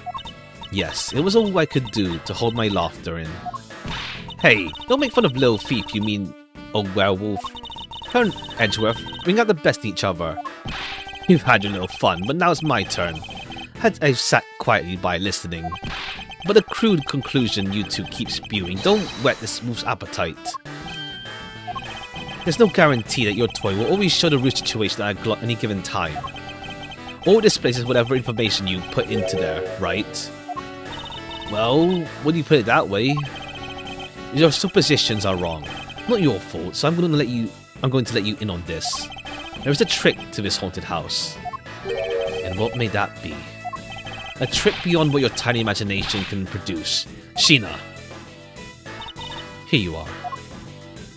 Now then, what you miss, girlie, is written right here in the pamphlet. The 7 wonders of the haunted house. The disappearing badger. What is this? I see that someone around here is full of theatrics. And as you can see, they set a doll right down the hallway for that purpose. Basically, the blue badger you saw was a stupid doll. Okay, well, I mean, we saw the CG, but like, either that or the game just lies to us about that part. How can this be? Guess that throws your whole theory about it being your attacker right out the window. But that can't be right. The culprit had hit a doll somewhere, and then he laid down and pretended to be it instead. If the criminal couldn't even hide himself in the hallway, how could he hide a giant doll? Do you not get it now? Thanks to your presumptions. Your logic started off weak and led you to the completely wrong conclusion. Now get off your high horse, Mr. Edgeworth. Okay, I wonder if you could please input new information for me. You don't know when to quit, do you? I can't quit, not until I can declare that I found the truth. Agent Lang, for the information, you have my thanks. There you go again. See if I care. Okay, updating the location now.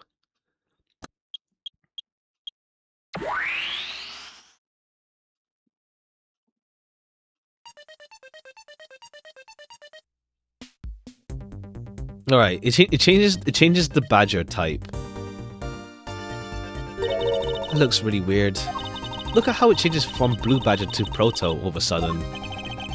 If the slump of a badger was such a doll, where was my attacker hiding? Well, that's what we're gonna find out, right? Come on, Edgeworth, let's go. Yes, let's. This recreation can't be right, which means there must be a contradiction somewhere. Oh, is there a trapdoor? I don't know. Let's see. I won't rest until I visit every nook and cranny. Is there a trapdoor here? The blue badger is just a doll for use in the haunted house. But the one who killed this blue badger was the bad badger, right? According to the blue badger Bible, it says they are each other's worst enemies. Because of one is an ally of justice and the other is a vile criminal with a gun. Perhaps they were just destined to battle each other. Much like the steel samurai and the evil magistrate.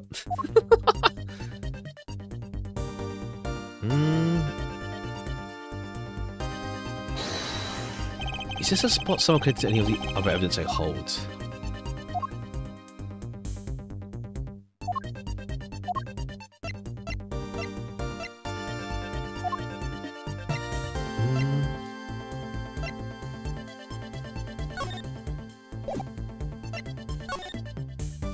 Your waterline is full of mysteries. See if you can experience them all. 7 wonders of the haunted house.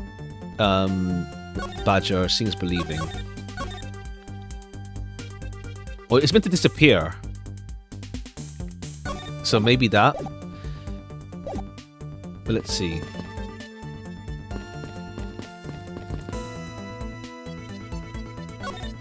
Is this where the Puzzle Badger shows up in our recreation? Yes. The question is, where did it come from? But there's no place to hide in our current model. An inconsistency somewhere. It's meant to disappear, I guess. Like, it's meant to disappear. So it has to be a way to come in and out. Maybe. Is what they're going for. I think that's what they're going for.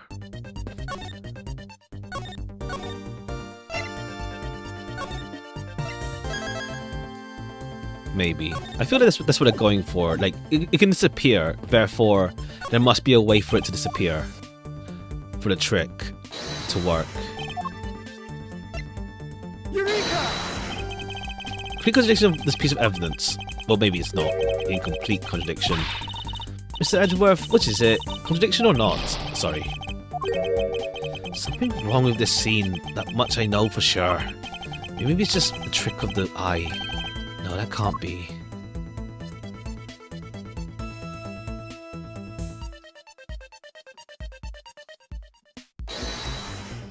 This spot... Oh, wait. Hold on. Oh, it's flipped. It's mirrored. Eureka! Hold on a second here. There's something wrong with this blue badger. Like what? The way the belt is on him is opposite to how it should be. Did you make a mistake? That can't be. I put in the data right as it's in the pamphlet. Then why is the blue badger dressed up in reverse?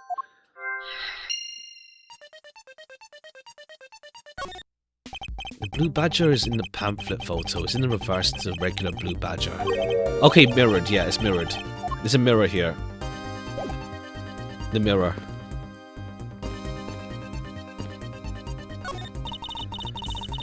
When you look around, it almost feels like a house of mirrors. Indeed. Whoever has heard of this many mirrors has a haunted house before. At least as we know where the real crime scene is thanks to the mirror shards. Wait. These shards, something different about them. Oh? The one I found earlier is thicker than the shards from these mirrors in the wall. And look, there's some sort of design on the back too. And that costume are definitely different to other mirrors. What does this mean? Could it be that our pieces are not pieces of these mirrors?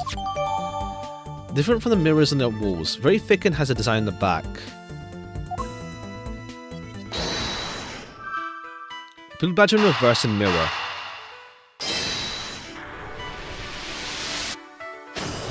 Yeah, it's mirrored.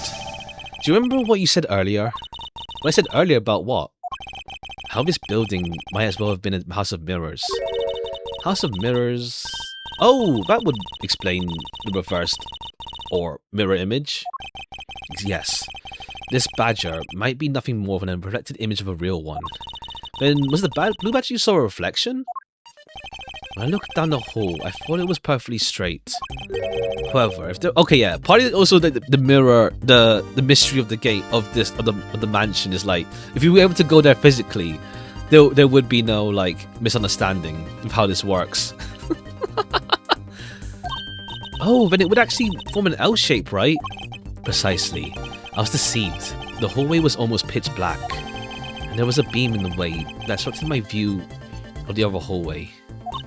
Wait, but why would a place like that? It sounds like pretty pointless to me. Okay, this house is another attraction at an amusement park.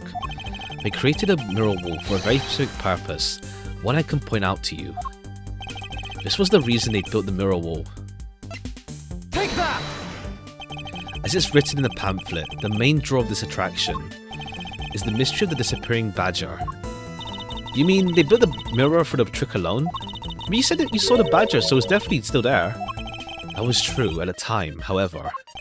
Doing this allows someone to make blue badgers appear in a flash. Move the mirror wall.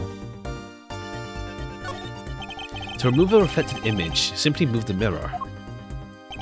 First, the mirror was constructed so that it could be moved. Then beyond where the mirror was an empty hallway that had to be created. Oh, so when they wanted to see if it was a badger, they would open the mirror. And when they wanted to hide it, they would simply close it again. This explains why the other side of the fragments have a design on them. Ah, and if the pattern is the same as the other walls in this hallway, then when the mirror is closed, it would blend with the rest of the walls. This is the mirror trick that this haunted house employs.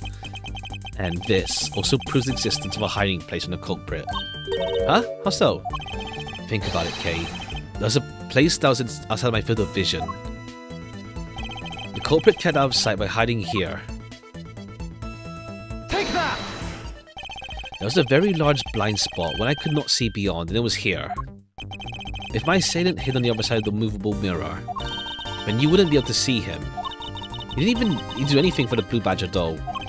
Exactly. What to do was wait for me on the other side of the mirror. Wait, hold on. I just thought of something. Yes. Well, shouldn't the mirror wall be broken right now in the reality? Since we have a few shards of it, we can probably assume it is.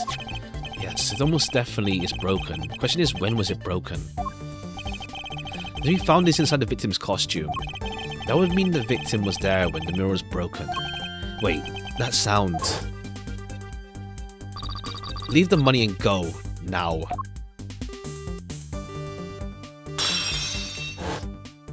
That sound I heard was most definitely the sound of a mirror breaking. Yeah, let's input some new information. Don't scare me like that. Sorry, but I need you to recreate something for me.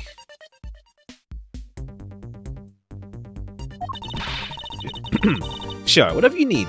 So, what'd you need anyway? If you could recreate the hallway just before I entered the dining room. You got it.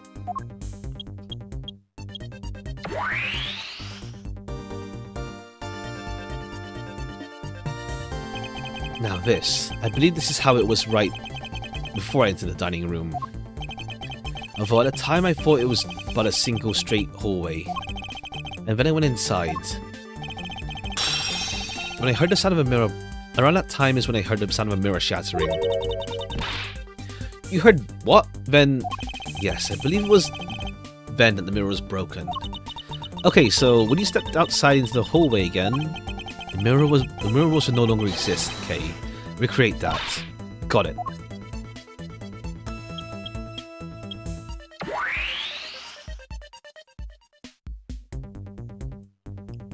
Oh, okay, yeah, okay, yeah. Like if we went there ourselves, it's like we'd see it broken as heck from the get-go. With the mirror gone, the culprit lost his hiding spot. Where'd he go in his Pearl Badger suit, Mr. Edgeworth? Ha, easy enough. With the mirror gone, he simply hid himself in a branch hallway. I think this is about wraps it up. Looks like we finally solved everything. No, not yet. An even larger contradiction has now reared its head. Huh? Perhaps you did not notice, but this recreation contains a very troubling inconsistency. Between what I saw in the recreation lies... yeah, with the body. Take that! Okay, take a good look at the end of the hallway. Oh, there's no blue badger there. Exactly, the blue badger I saw in reality is not here. This is the final point on this long chain of logic. The last remaining contradiction.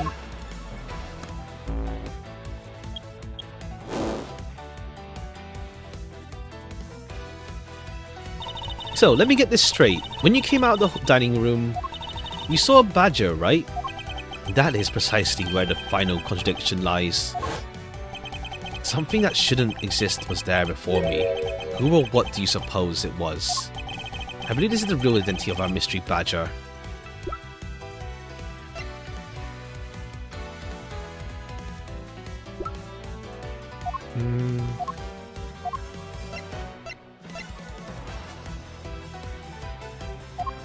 The victim's costume? Okay, I think I'm... hold on.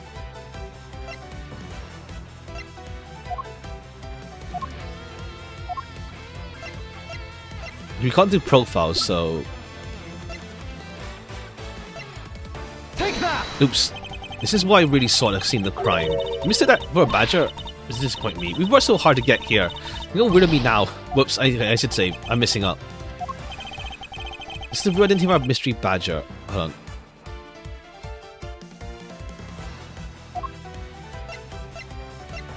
Okay, I pressed the wrong head. Wrong head. This head. Take that! It's the victim. I pressed the wrong head. The badger I saw was in actuality the dead victim's body. Ugh. What? Agent Lang. The entirety of my complete logic is my final decisive point of evidence. The murder happened in the hallway of the haunted house at the time of the drop-off. And you can consider the moment I heard the mirror breaking to be the time of death for Deacon. No.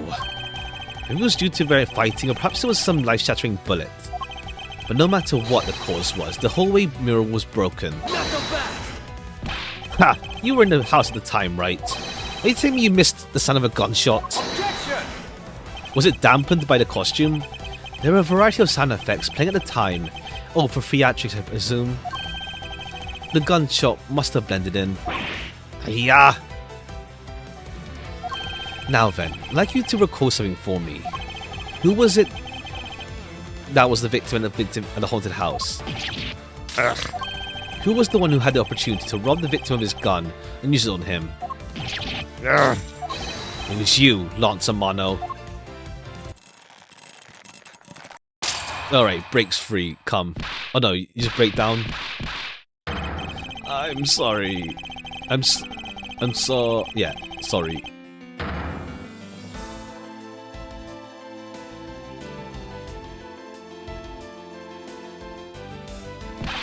It's not like I had a choice. Oliver turned on me all of a sudden. He snapped and turned violent right before I hung up with you. He shoved me to the ground and straddled me. I pulled back as hard as I could, grabbed his gun and shot him. Wait, why did he do that? We don't know yet then. I guess maybe it's for like the I don't know, let's see. Bullet must have went through his body and shattered the mirror. If I hadn't taken his gun and shot him first, I would have been the only one you found. He's a hardened criminal. He escaped from jail. See, that's justified self-defense. Oh no, okay. We're not done yet. My boy was only trying to protect himself. It remains to be seen. It will have to be resolved in court. Agent Lang, I leave the rest to you. As if you were the one in charge around here. Oh no, I guess, okay. Even, I don't know, why would he, unless we see more about Oliver later on.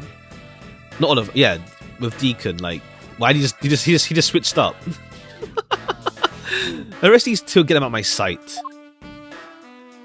Wait, I had nothing to do with the murder. The only person who needs to be arresting is Lance. Dad. Sorry, but you're not slipping away that easily, Mr. Ernest Amano. You tampered with evidence so that you could cover for your son. What a great dad you are, willing to risk it all. Truly touching. By the way, do you know why I'm really here? And how could I possibly know the answer to this asinine question?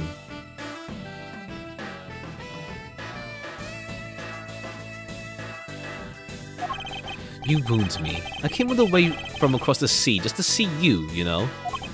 You came to see me? What's that supposed to mean? I have a few things to ask you, Mr. Amano. Well, a case from 10 years ago. Oh, okay, 10 years ago. That thing as well, huh? A case from 10 years ago. Oh, what's the name they use here for that case? Sheena. It's known as the KG-8 incident. The KG-8 incident. Oh, so you remember it? Good. When you recall, the trigger in that case was the Amano Group scandal. Specifically, the charge of an internal smuggling ring. Smuggling? Is that word again? At the time, the person that was arrested as the ringleader was Mr. Amano's very own secretary, Mr. Colin Deveray. Ah. Father? Even though you pushed the crime onto your then secretary, Mr. Deveray, I suspected that you were involved in the smuggling ring, Mr. Amano. Mr. Deveray was arrested in place of you. Which is why when he broke out, you hid from the police, right? I see. I see. You hid him in exchange for his silence on your little dirty secret. Now. Please calm down. You honestly have no idea what you're talking about. Pretend to be ignorant all you want. We're taking you down to the precinct anyway for a nice long chat.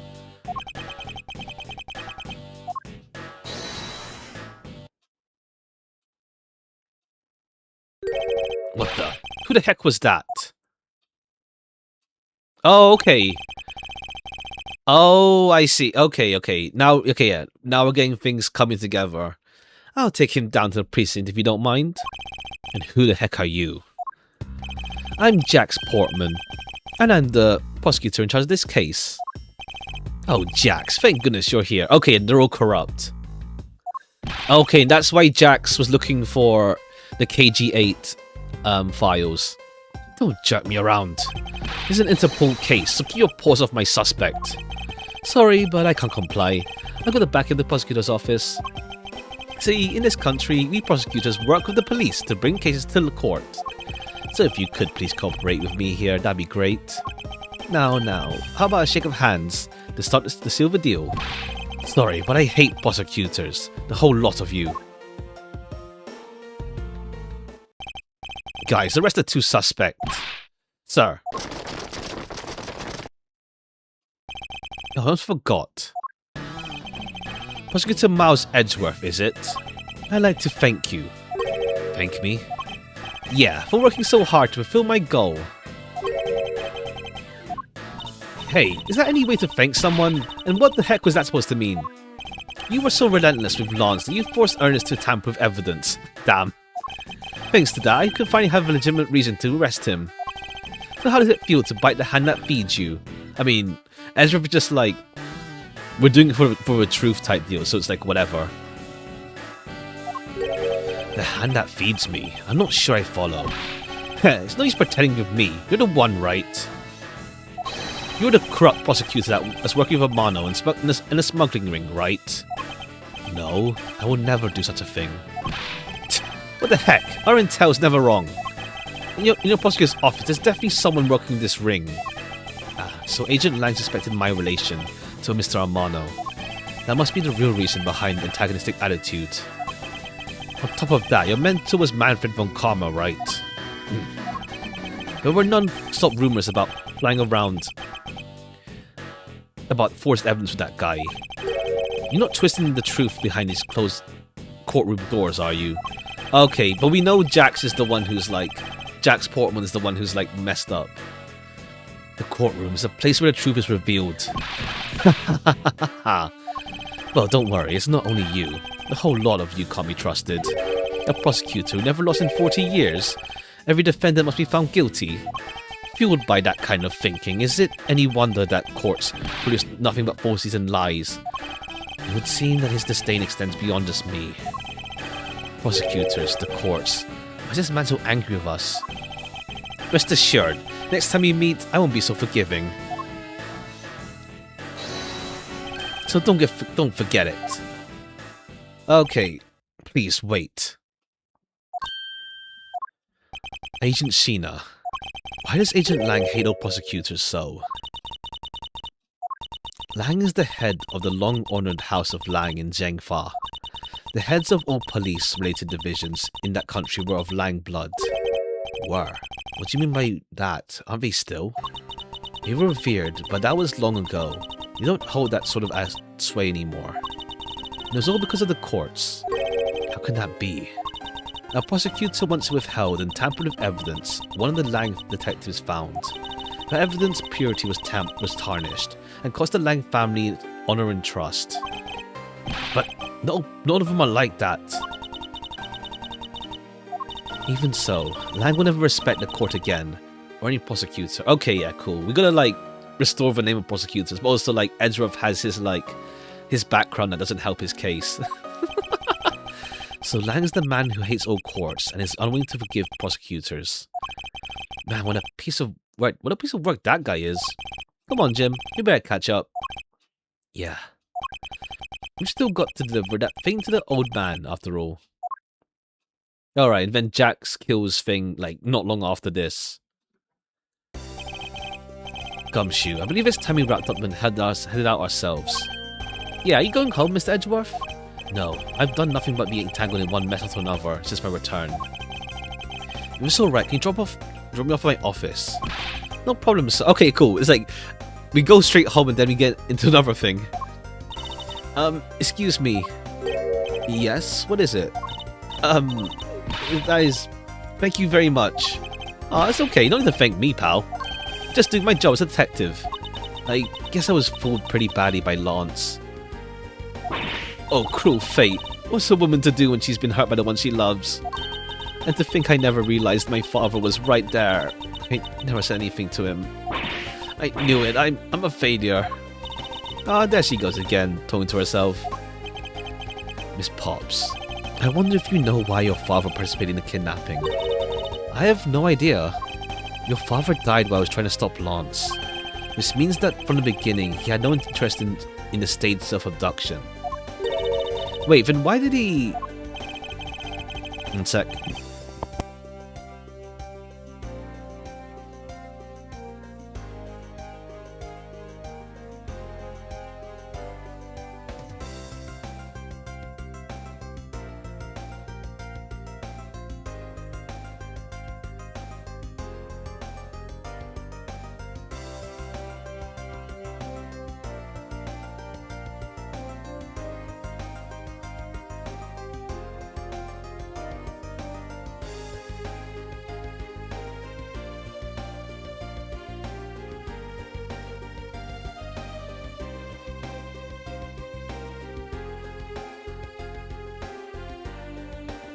Okay, probably just like some another like spam call, I think.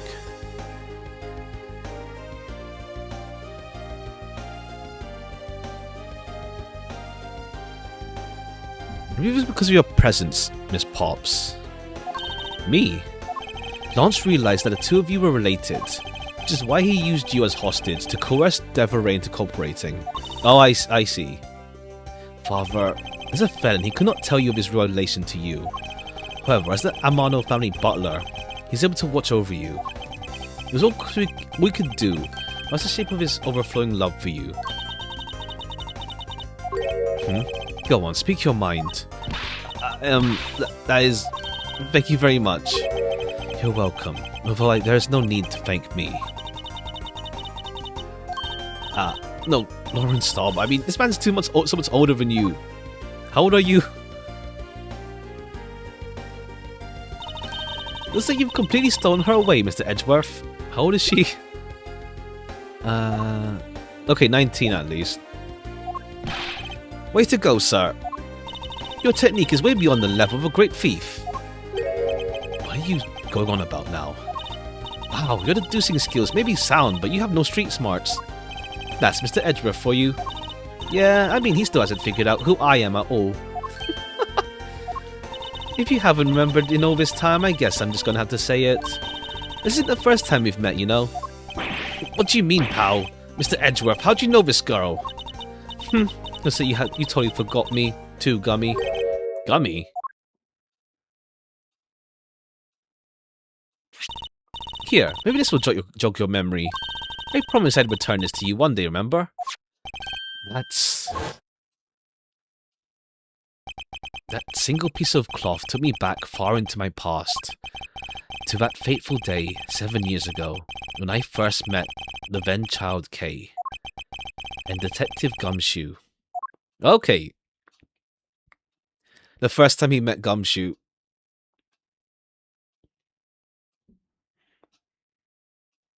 Alright, we'll do a bit of this case, at least. We'll do a bit of this case. We'll see how much we go through today. But still, we'll go through some of it at least. Turnabout Reminiscence.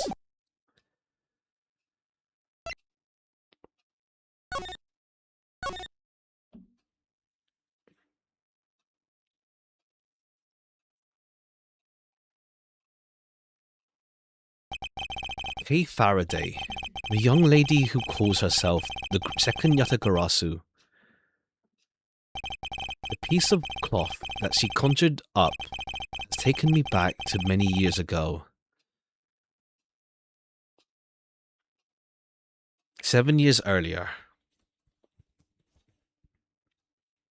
Alright, let's see the courtroom in, like, investigation style. Alright, what's this court case about, though? Yeah, that's right. I did it. I killed the guy. But it was the great thief Yatagarasu that told me to do it. I asked the defendant, just what exactly are you trying to say? Don't you get it? I know the trinity of the Yatagarasu.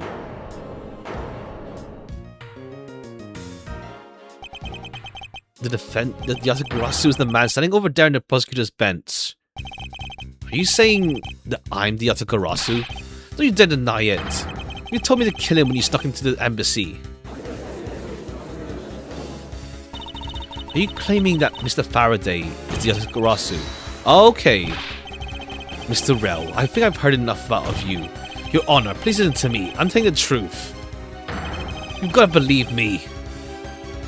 Okay, yeah, Kay's dad. Okay. no pun intended. Well, yeah, she says that she's now...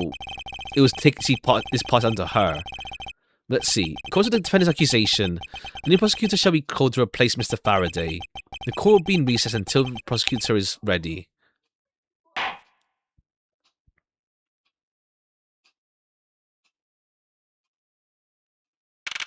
September 10, 320, 7 years ago. District Court, 3rd floor lobby. Oh, does Edgeworth take over this case? But okay, yeah, he's much younger. Well, 7 years younger. And also in, like, the Manfred von Karma fit. Almost time for me to enter the courtroom.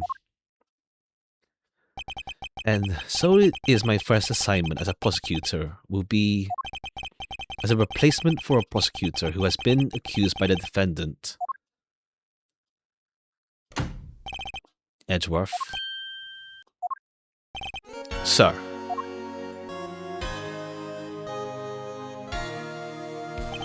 Have you read over all the documents regarding the trial? Yes, sir. I've memorized everything there is to know. Very good. The paperwork for the prosecutor substitution is is about complete. Okay, yeah. He got shot here, right? If I remember correctly, in like the big case for the first game. Like he has that wound there all this time. The paperwork for the prosecutor substitution is just about complete. Edgeworth, always bear in mind that as your mentor, I, Manfred von Karma, will accept nothing short of perfection. I understand, sir. To have the chance to stand in court at such an early stage in my career, I'm honoured and proud. As I've watched over your studies, I'm giving you this very rare chance. Prove yourself. Cross the defendant's pathetic lies into oblivion. Yes, sir. That such a legendary prosecutor will be watching and judging my performance. I have to be perfect in every way. Well, let's see how... Alright. Yo. Today's trial should have ended in just 1 minute. Because the defendant was picked by the security camera, right? Exactly. The killer had the goal to say that he only killed because he was instructed to do so. Even more outrageous is the claim that the case prosecutor, Bern Faraday, gave the order. Ha! Faraday is such a fool. He's been cornered by his very own prey. One fraud von Karma. Ha! Ha! Sir, are you an acquaintance of Mr. Bern Faraday? He's a pathetic man who speaks nothing but nonsense. Nonsense? He once tried to explain to me a way of punishing those who cannot be brought to court. Those who cannot be brought to court. That is nonsense, for no man is above the law. I mean, ironically, yeah, Manfred's out here, like, turned out he, like, killed Edgeworth's father and stuff. If I remember correctly. It's been, like, way too long, but I do know, yeah, I do vaguely remember. Well, there are always a few exceptions. Ha! However, there is no reason to even deal with such individuals. Okay, yeah. A prosecutor is a guardian of the court, one with no obligation to outside matters. Thus, there is no reason to deal with such individuals. I see. Edgeworth, disgracing yourself as Faraday will not be forgiven. Have no fear, I'll not let you down, sir. In place of the accused prosecutor Bern Faraday, I'll prove the defendant's guilt. Okay, yeah, and he has the Manfred pose when he was younger, the finger wag, well, the von Karma pose. Well, no, he still does that. He still does that. I don't know if he does that afterwards, though. But it's like you do see, like he does like have some mannerisms carried over. Very good. I've secured an hour of recess for you to prepare to do just that. Show them all the power of von Karma. Have you achieved a firm understanding of the case? Yes, sir. I've memorized everything that is written down in the case files. Well then, explain the case to me. I want to see if you really know what you're talking about. Understood. A murder was committed on September 8th in front of the Kodofian embassy. The victim, Mr. Deadman. Yeah, its attorney names at its best. Was a staff member at the embassy. The defendant in this case, Mr. Mackerel, was held for questioning, denied the incident and he was deemed suspicious. He was quickly placed under arrest for possession of the murder weapon, a gun. Furthermore, at the time of murder, the great Yatagarasu had successfully infiltrated the Kodofian embassy as well. At first, Rowe claimed that he himself was the Yatagarasu, and that he did not kill Deadman. I wonder what he expected to gain from such a desperate lie. It's possible he wants to go down while in the spotlight if he is found guilty. There's truly no limit to people's insanity. Inanity, rather. But I digress. Continue. Yes, sir. During the trial, the prosecution presented the security footage that captured the murder. The footage clearly shows Rel as the murderer. The act of Mr. Rel firing a gun could be clearly seen from the victim's gallery. Upon seeing that, the defendant retracted his statement and admitted to murder. I did it because I was told to. But the real Yatakarasu burned Faraday. That sounds about right. Okay, cool. So not too complicated of a case. You've forgotten one thing. While this may appear to be simply the murder of a Cahodian embassy staff member, people were actually referring to it as the second KG-8. The second KG-8? I'm very sorry, sir. I fear I failed to study hard enough. Well, even among the police, it's information that only a select few are privy to. Could you please enlighten me, sir? Second KG-8. Sir, what do you mean by second KG-8? You don't need to tell you that. You must first learn about the original case. Take a look at these documents. This is a 3-year-old newspaper. KG-8 incident overview data jotted in my organizer. You have heard the Amano Group scandal before, correct? Yes, I have. The secretary of Ernest Amano, the Amano Group's director, was arrested under suspicion of smuggling. Correct. Ceciu was an employee of the Amano Group and the sole witness to the smuggling operation. It was she who brought the crime to light. However, Miss Yu was silenced before she could testify in court. Wasn't a Cahodian embassy staff member arrested for the murder? Yes, a Cahodian by the name of Manny Coashan was the suspect. Due to lack of evidence, the case went unresolved. Lack of evidence? Ha! If only I was in charge of the case. I would have done everything in my power to prove his guilt. To make sure that all criminals are found guilty. The man is really dedicated. Faraday was the prosecutor in the case then, and he was perfect as ever. Faraday was in charge? That's right. And now once again, the victim of the case you are currently assigned to was someone who was scheduled to testify against that smuggling organization. And just like last time, the victim was murdered right before... Oh, okay, I see. You're catching on. The victim was murdered just before the day in court against the smuggling operation. Events are occurring almost exactly the same way they did in the KG-8 incident. That's why it's being called a second KG-8. Yes. Yet there is one difference between the two incidents. What would that be? The so-called noble thief that is sending everyone into uproar. The great thief Yatakarasu. Yatakarasu? We'll find out more. If it's true that Yatakarasu showed up at the Cahodian embassy, Cahodian, what could he or she be after? No doubt to steal any suspicious accounting records.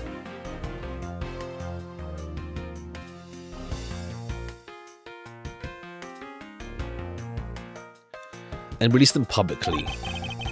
Or more likely, steal secrets from the Cahodian embassy itself. Since the item that Yatakarasu stole from there was sent to the police, what was it that the Yatakarasu sent to police? I don't know the details. Anything related to the Yatakarasu is getting the top secret treatment. Still, I find it very ironic.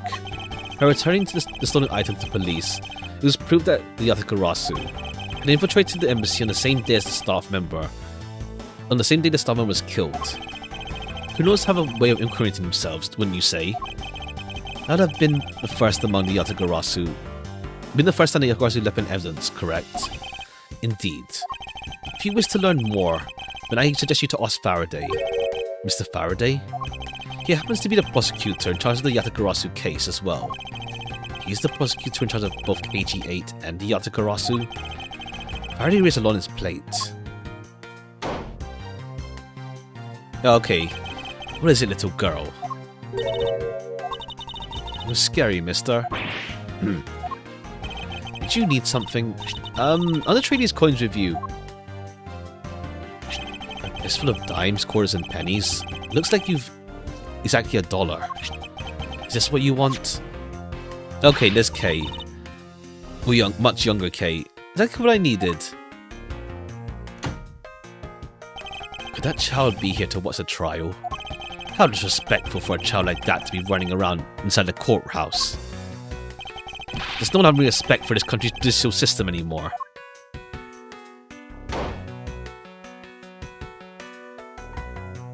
The paperwork for the prosecutor substitution is complete.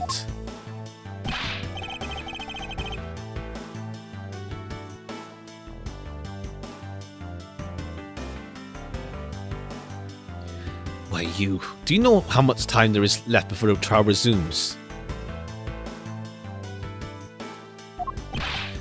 I'm so sorry. I'd have you mopping at the courthouse, still protecting it in an instant. Oh, it's no bother, sir. Not being completely prepared could prove to be a perfect handicap for me. A proud one you are. You'd better collect the evidence from Faraday. Prepare yourself. Time for your debut, Mr. Edgeworth. Mr. Edgeworth.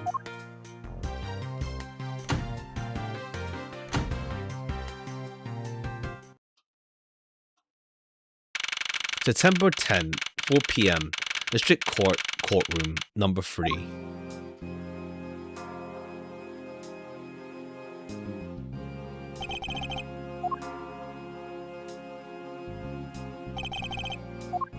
Got it. Unless, like, someone died. What's going on? Why isn't Faraday here yet?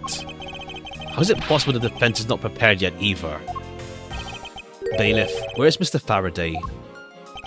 I'm not sure. I wasn't really paying attention. Okay, we see the judge walk. It's been like, damn. So used to him up there. It just looks surreal. Ah, you must be the one Mr. Von Kammer recommended.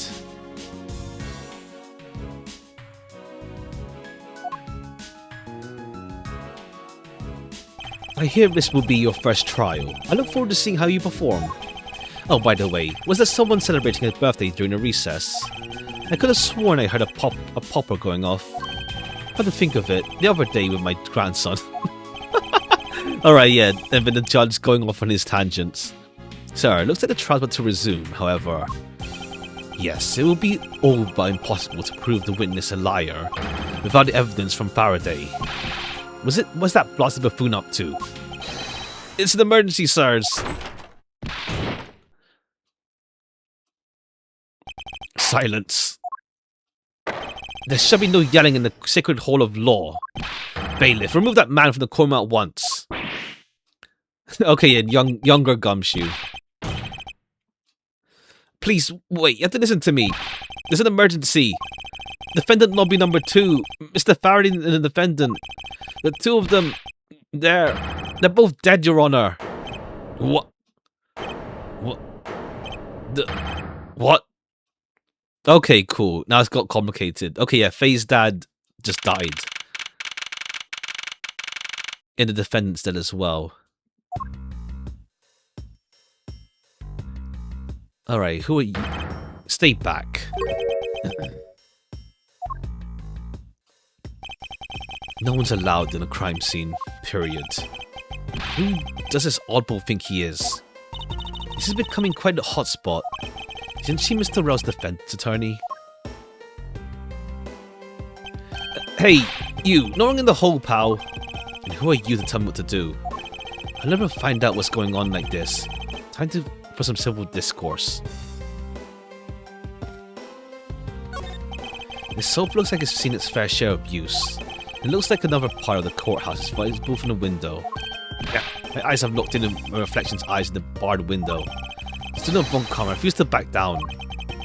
Okay, cool, stare down at yourself. I won.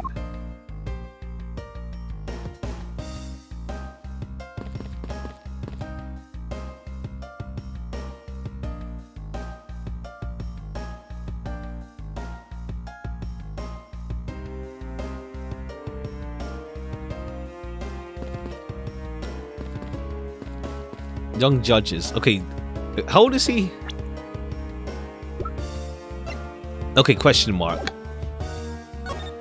A poster of the judge. It's a longer slogan of some sort in tiny letters at the bottom. Every strike of my gavel brings the truth closer to me, my hair farther away. Is that promotional poster for the core or hair growth product?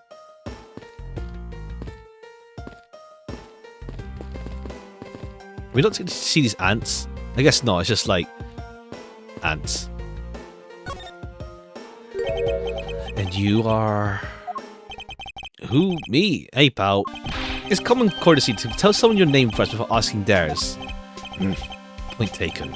My name is Miles Edgeworth. I'm a district prosecutor. Prosecutor? I've never seen a prosecutor as young as you, pal. I've told you my name. But now would you mind telling me yours? Detective Dick Gumshoe. I just recently achieved my dream of becoming a detective. More than a dream, it's what I was born to do. Wait, maybe I should check and make sure I'm not really in some crazy dream first. Detective is entirely too excited to be at a murder scene. So, Gumshoe, would you mind telling me what you know about the incident? You know I don't have to tell you anything, right? I know that, but it would behoove you to fill me in on what you know. Wow, you're a really proud one for such a youngster, aren't you? Well, anyway, Detective Bad is the one in charge, so you're gonna have to ask him for the details, okay? As for me, I was guarding the door to defendant's lobby number 2. Defendants, so you were on guard detail. Did you notice anything strange while you were on duty? Well, I freaked out when I heard a gunshot and then I kind of froze. Detective, and a measly gunshot scared you that much? Then again, I can hardly claim to not know what it's like to hear one at close range. Okay, yeah. Edgeworth's past type deal.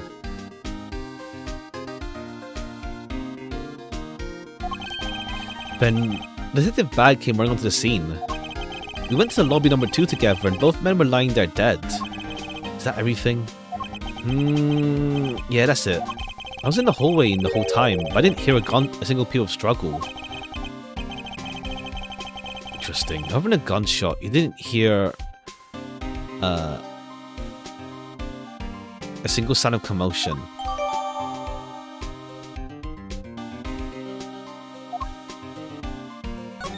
Alright, let's check in with these two then. Excuse me, but who are you? Detective Tyrrell Bad. Homicide.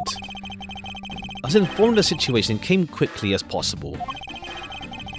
So how did you arrive and inspect the body before me? Faraday requested for me to testify in the trial. Plain and simple. Mr. Faraday requested you here? I've already contacted HQ about the situation.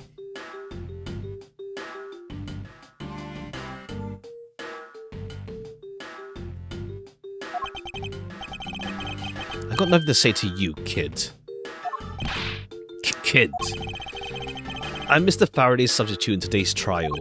Therefore, I insist you keep me up to date on this situation.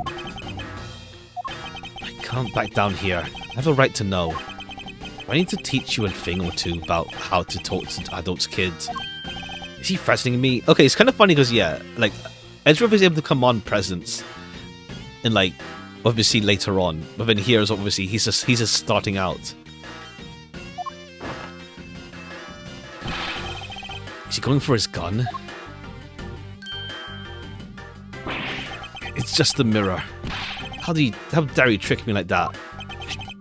Mr. Faraday was stabbed to death with some kind of blade, and he had a gun in his hand. The other man, Mr. Mackerel, was shot and killed. He was found holding a bloody knife in his hand. Was there anyone else who went into the defendant lobby number 2? Yeah, that big lug over there. Name's Gumshoe. He was in charge of guarding the place. He's claiming that no one else entered the room. If that's the case, then they must have killed each other, correct? Maybe. Such impudence. This guy is really testing my patience.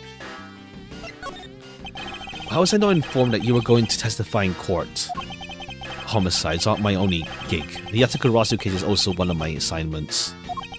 So you were called upon to comment on the Yatakarasu's characteristics.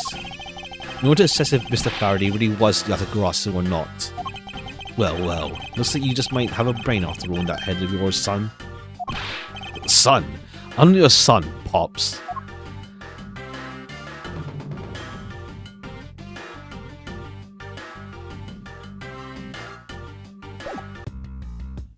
Alright, now you. The defense attorney. Do you have a minute?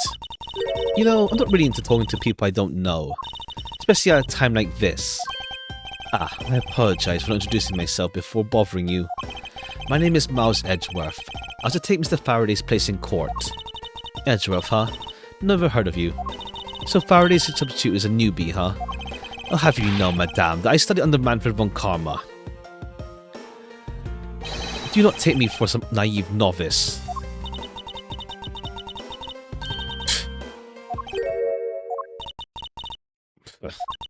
Do not take me for some naive novice.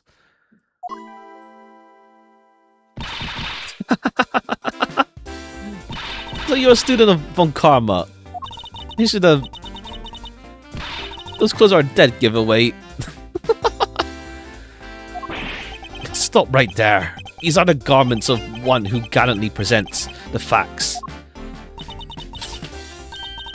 Thanks for the great laughter, but try not to make me laugh so much, okay? I'm not trying to do anything of that sort. Kidding, just goofing around. By the way, do you know who I am? My name is Callisto Yu. And if you were telling me the truth, then we were about to get head-to-head in court. But of course, I've heard much about you, Miss Yu.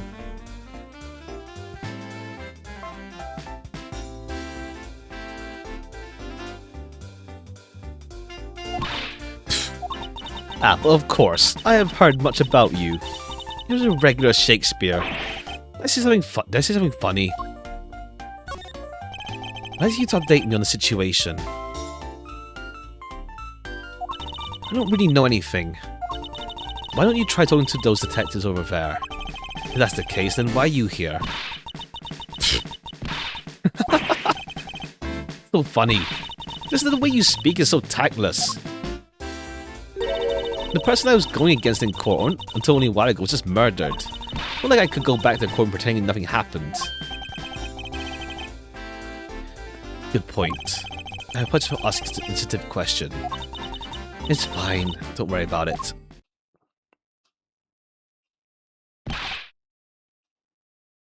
Miss Yu.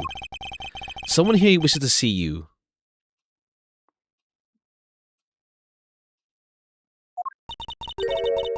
Who is it? A Cambodian embassy member by the name of Manny Koaken. What?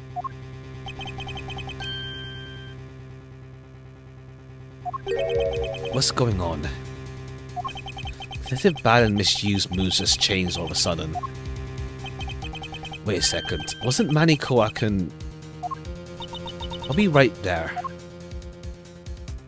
Shadow Wizard Money, huh? Nice to see you again, Miss Yu. Why are you here? No desire to see you again. Now. Actually, would you mind stepping outside for a brief chat? Fine, let's go. Okay, cool. We're getting, like, the overall Yatakarasu plotline with this now. No more of it. Bad. Von Karma. It's been a long time. I knew you would show up. Usually do when the Yatakarasu's involved. I see this case no exception. Do you know Detective Bad, sir? Yes, he's like an old bloodhound that never leaves the scene of a crime. If only he would get a promotion and move on. It's the crime scene where a detective is most useful and effective. Like I don't know that. Moving on though, Bad. The man just passed by. Was he not suspect from KG8? So I was right. Just what is that man doing, wandering around here? That Faraday. Can't believe he let such an easy catch get away. Imbecile. I would have proved his guilt in 3 minutes. Good afternoon. Hey there, welcome. Welcome. Hope you're doing well.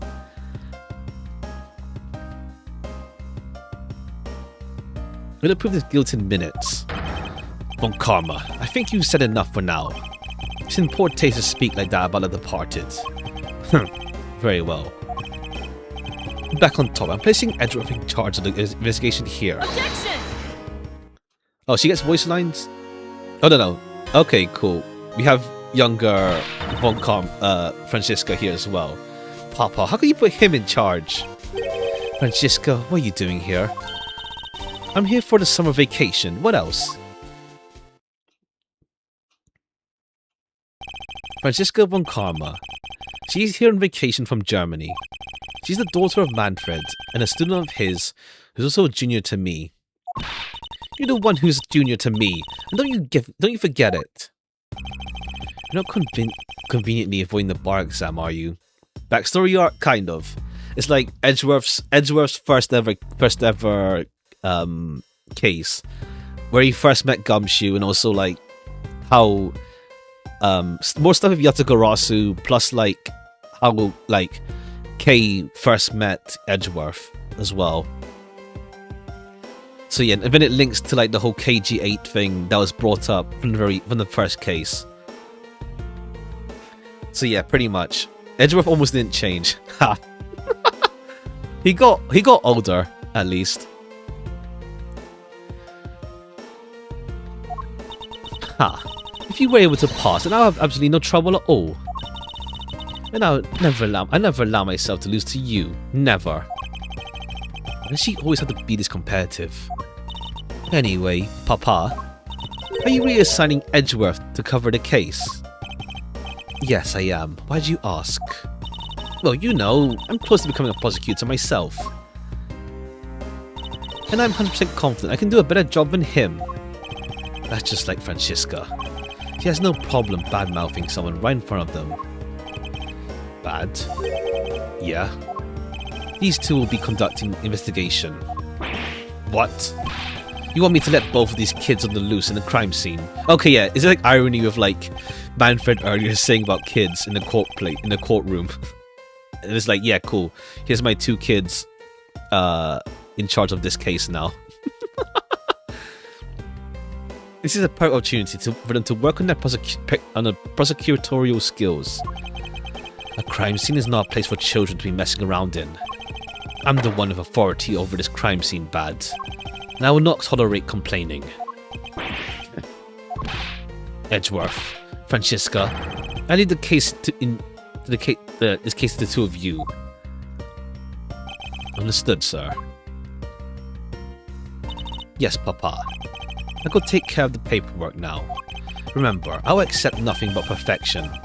A perfect report from the both of you. Do not disappoint me. Hold up, Von Karma. I still haven't agreed to this. Alright, then Gum's just hanging out with us now. How's Edgeworth? Been quite some time, Francisca. This will be the perfect chance for us to see which of us is truly capable, truly worthy of the Von Karma name.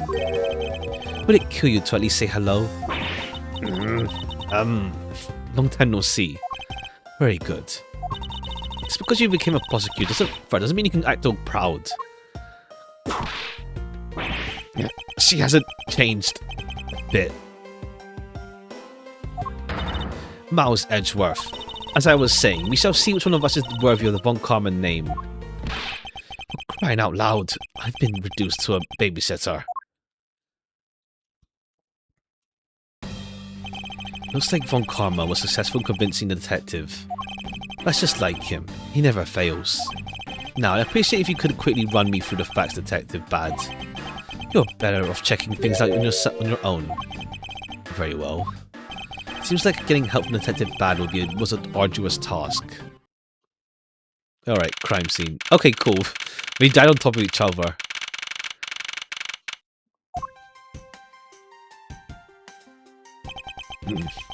Is the only real explanation that they killed each other simultaneously? Mouse Edgeworth, you should listen to someone until we finish talking. He's 20 right now? Oh yeah, if he's 27 then yeah.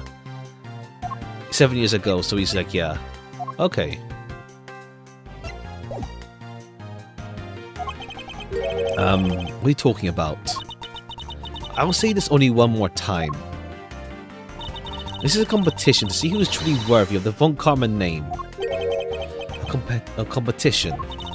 The person that figures out the truth first wins.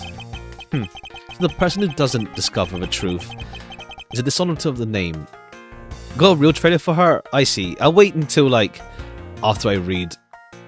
There's obviously spoilers, it seems. I'll check it out, well, after. No, but we'll do that tomorrow, because I think, yeah, things have moved around now. So the person who just doesn't discover the truth is dishonor to the name. Exactly. I don't care that you became a prosecutor before me. I simply refuse to hear any more foolish things come up from your foolish mouth. Fine, whatever makes you happy. I take that as accepting my challenge. Once again, whatever makes you happy. Well then, let's begin the investigation, shall we? Gonna find the perfect evidence and prettily present it as a professional I am. Completing to discover the truth behind a crime. How delightfully childish. You kids, over there. Hold it. Kids. Ha! Serves you right, Miles. He just called you a kid. I said kids, kids. How dare you call me a kid as well? I'll do what I please, and I won't allow you to cause a ruckus on my crime scene. Hey, big guy. You're gonna watch over these two. Yes, sir. They're bad, sir. Now, what do I say from now on? What do I do? What I say from now on, kids? Okay? You better not get in our way, Scuffy. You feel the bite of my whip if you do. You prosecutor boy. Let's get your investigation started already, alright? Great. Not even that detective is treating me like a child. Alright, time to get investigating. Get a move on, prosecutor boy. My name is Miles Edgeworth. And if you were to call me prosecutor boy one more time, it will be my duty to, as a prosecutor, to look into your monthly salary. Okay, cool. His first time getting his salary deducted. What? And what would you do with my salary after you saw how much it was? That's up to you now, isn't it? Really? Sounds good, pal. He's so naive. Alright, Lobby 2. This isn't bad. May I have a word with you? What is it? It appears that both a knife and a gun were used as murder weapons. Yeah, it does. That leads us to our first question of the investigation. Where did the men acquire the weapons? The gun was inside of Faraday's bag. It was a piece of evidence that was presented in the trial earlier today. It was used to kill the Dopian embassy staff member. But I never heard anything about the knife. Mr. Rell was being held by the police. There's no way he could have brought that himself. It's possible that Faraday had the knife on him from the start as well. Could it have been a piece of evidence that had yet to be presented? But then why doesn't Detective Bad know about it? Wait, what if... It's possible that Faraday brought the knife on the guise of prosecutorial evidence. He could have brought it out and attacked Rell with it.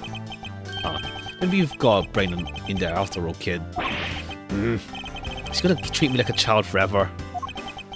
Looks like Mr. Faraday attacked Mr. Rell first, who then counterattacked. That's the only logical conclusion you can draw from a scene like this. Not yet. I feel that's too early to be drawing conclusions already. Okay, first find clues of evidence. Protect the honor of the uncommon name.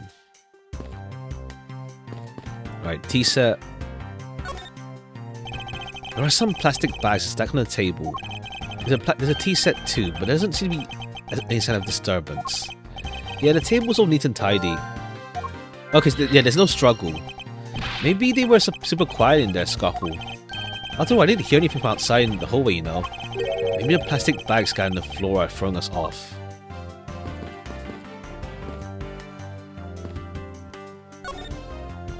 The window's open and there's a fresh flowery scent in the air. The flowers in the garden down there are so gross and ghastly. Do Do you think maybe you could try offering something useful for a change? Well, there's no way someone escaped through the window, pal. They wouldn't wake up and smell the flowers after a fall from the 3rd floor. Are you willfully ignoring the fact there are also iron bars in the windows? No human could go through the window. Yeah, there's that too. Either way, no one could have gone through the windows, right? They thought of everything when they designed this courthouse. Very nice.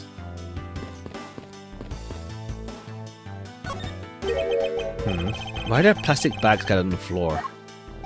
Oh, those bags are keeping evidence to safe, pal. I know that much, detective. You're sure good at this stuff, aren't you, pal? Normally I'd be happy when someone compliments me. When it's this guy? Anyway, could these plastic bags be evidence of a fight between the two men?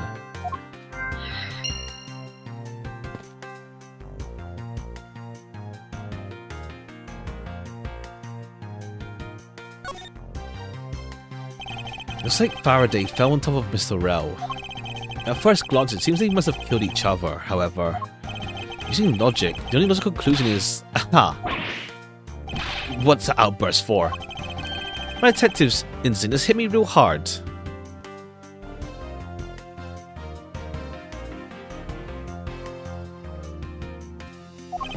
It was Mr. Rell that fell first, see? You don't need a detective's instinct for that. It's common sense. I suppose we won't know much about what until after we examine the bodies. I won't listen to every... Yeah. Why are there plastic bags scattered all around? The bags are for keeping evidence safe. Okay, yeah. No doubt much. You sure are good at this. Is this supposed to be evidence of a fight between the two men? Looks like Faraday died while holding the gun in his right hand. So he shot Rell and then fell on top of him while still gripping onto the gun? I guess that does seem kind of strange, huh? I mean, why would Faraday know how to fire a gun? It's not exactly rocket science. Even I know how to pull a trigger. Although I doubt I'll ever need to use one. Hope I won't have to fire a gun either, pal. But it sure does look cool to hold a gun in your hands. Appears that the police screen procedures need a thorough review.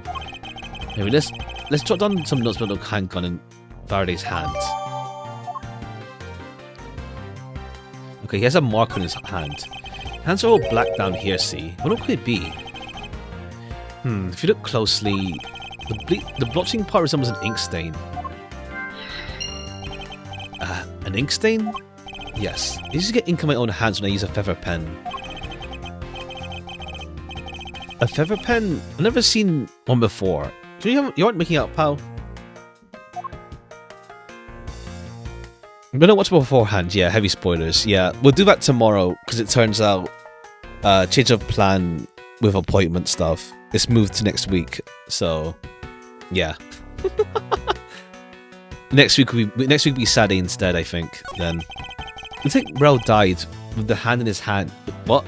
Knife in his hand. There's some blood stuck on it. And he must have used this as a weapon. Yep, no doubt about it. Was Mr. Faraday carrying this on his personage? But yeah, I'll avoid it. Or did he bring up with a very different intention in mind? I should jot down notes about it.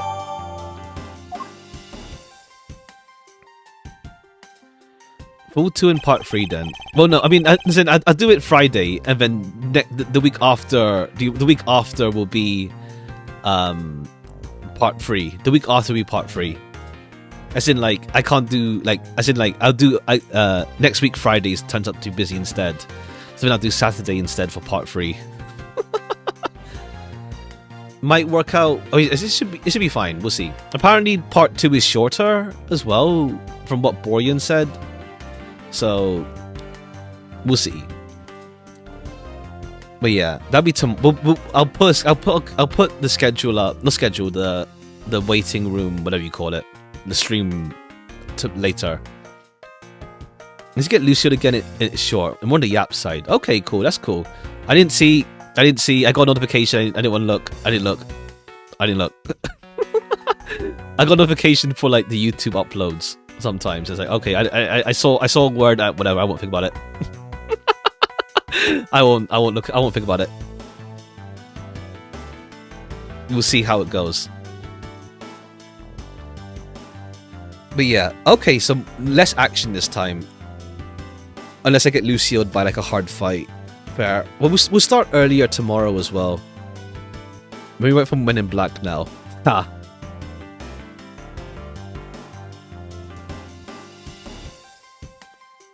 Mr. Rowe's cause of death was from being shot, correct? That's what we think, but it's hard to tell with him lying face down. It's bad enough, but it's really lamentable that someone would try to hide the truth. Are you sure we were trying to hide something? Can't confirm Rowe's cause of death in the body position like that. I'd like to examine the bodies in further detail if possible. What's this? You're able to form a theory with them in the way they are. I believe an examination of the bodies is vital to finding the perfect evidence, do you? Oh, you do have a point. Well, hurry up and get on with it. Labby. Yes, sir. Taking enough photos for the scene, sir. And there you have it. Do you not approve? Of course not. What? Investigation of a crime scene is the work of a detective. Don't touch a thing. Hey, big fella, turn over the bodies for me, will you? Okay. I guess he doesn't. Okay, I guess to be fair, I think Bad just doesn't want them to touch the bodies. As in, like, also because they're like younger as well. Gumshoe, do not get emotionally involved. Remember, you're a detective. Yes, sir. Understood, sir.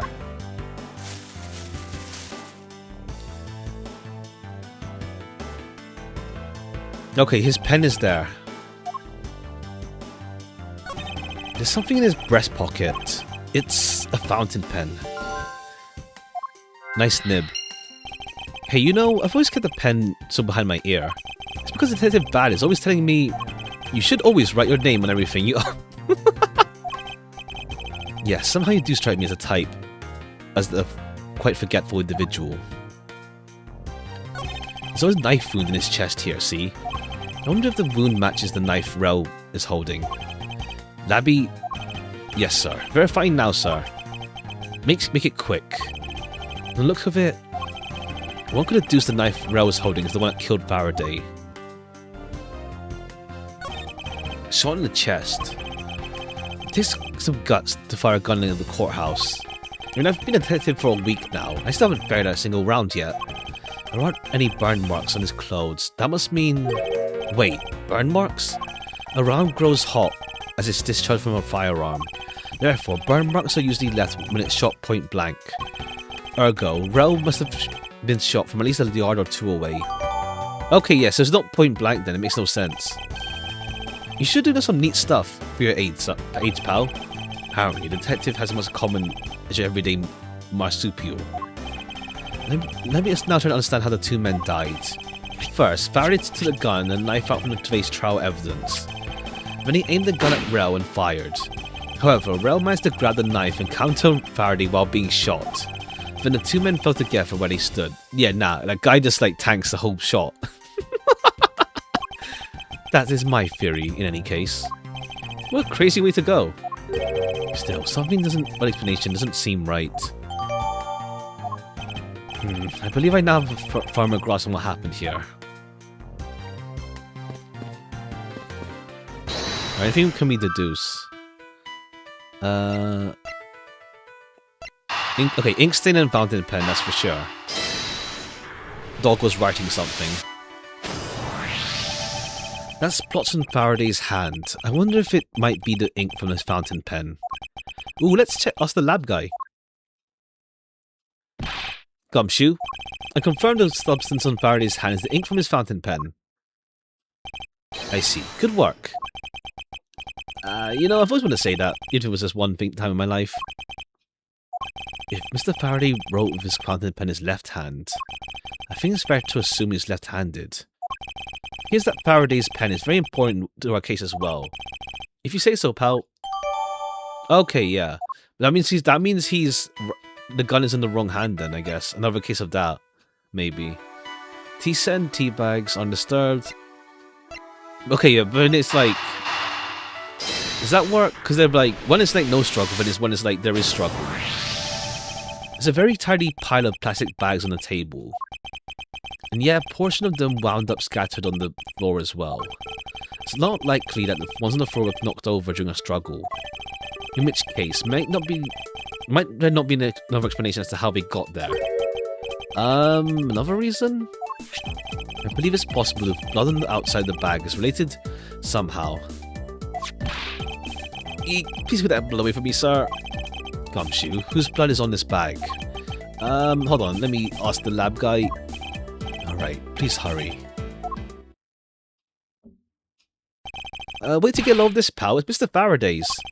Oh, and the technician said he didn't find anything else in the bag either. It would appear that this bag is a very important piece of evidence. Okay, if you say so, I leave in your hands, pal. One of the bags strewn on the floor has a Faraday's blood on it. Okay, lobby window 2 has nothing to do with that yet. This plant, I don't think it's anything with this plant, but let's look at it.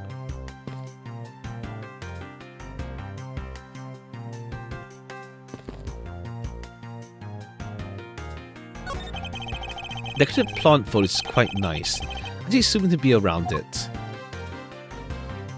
Perhaps I should purchase one for my room. Checked out this area earlier, but I never heard. Okay, it doesn't matter. It's chill.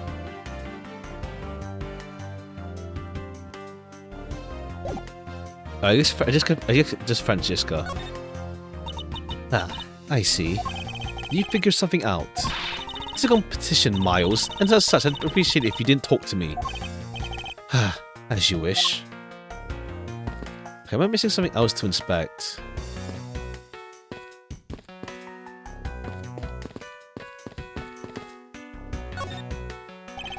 Detective Badge, do you have any thoughts on the case? Faraday and Rel. Looks like they killed each other, to me. Though, there are a few things that just don't seem right. And what would they be? Why don't you try thinking on your own first before you bother me, boy?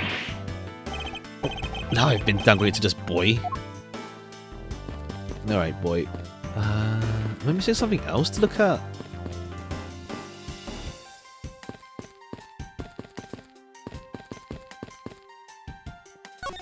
I already said this area earlier. Faraday is holding a gun in his right hand. That's the one Rel got blown away by, right? Labby, your answer. Yes, sir. We found that the ballistics markings do match the gun. Oh, ballistic markings are, where the figurative fingerprints a gun leaves behind when fired. Every gun has its own unique ballistic mark. Therefore, by looking at the markings on the bullet, you can tell which gun it came from. Yeah, that's it. Of course I already knew all that, pal. Maybe you'd be better off going back to the academy. Come on, sir. Cut me some slack, will ya? So the bullet was fired from the gun as what felled Mr. Rel. Just to be sure, then. Looks like Mr. Faraday was stabbed with the knife that Mr. Rel was holding. Youch! What's wrong, detective? My stomach's starting to hurt just from thinking about it being stabbed. Just keep your mind on the case, alright? Faraday, how ironic it is to lose your life in a courthouse. Yeah, why does it be like this? I don't know what to say. I can't believe this happened while I was on watch, pal. Rather than beating yourself up, you should spend some time continuing an investigation. You need to become a detective in order to solve crimes? Yeah. Then get back to work and find out the cause of this murder. Right, I want it, pal.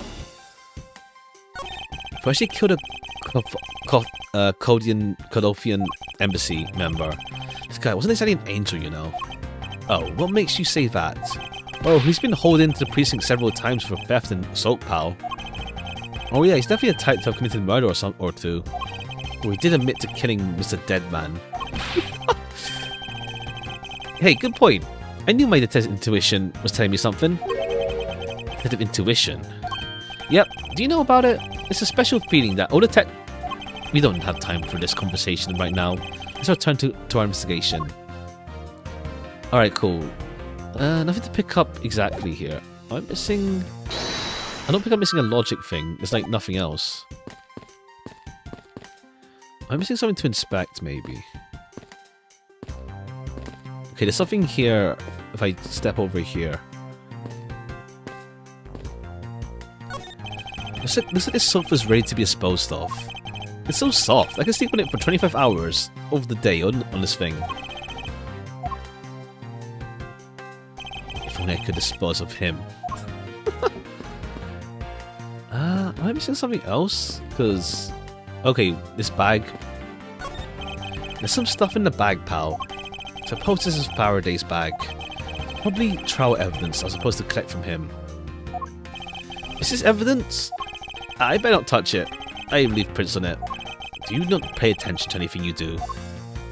Okay, so what now then? Am I missing something obvious to like click on? So we're done with the bodies.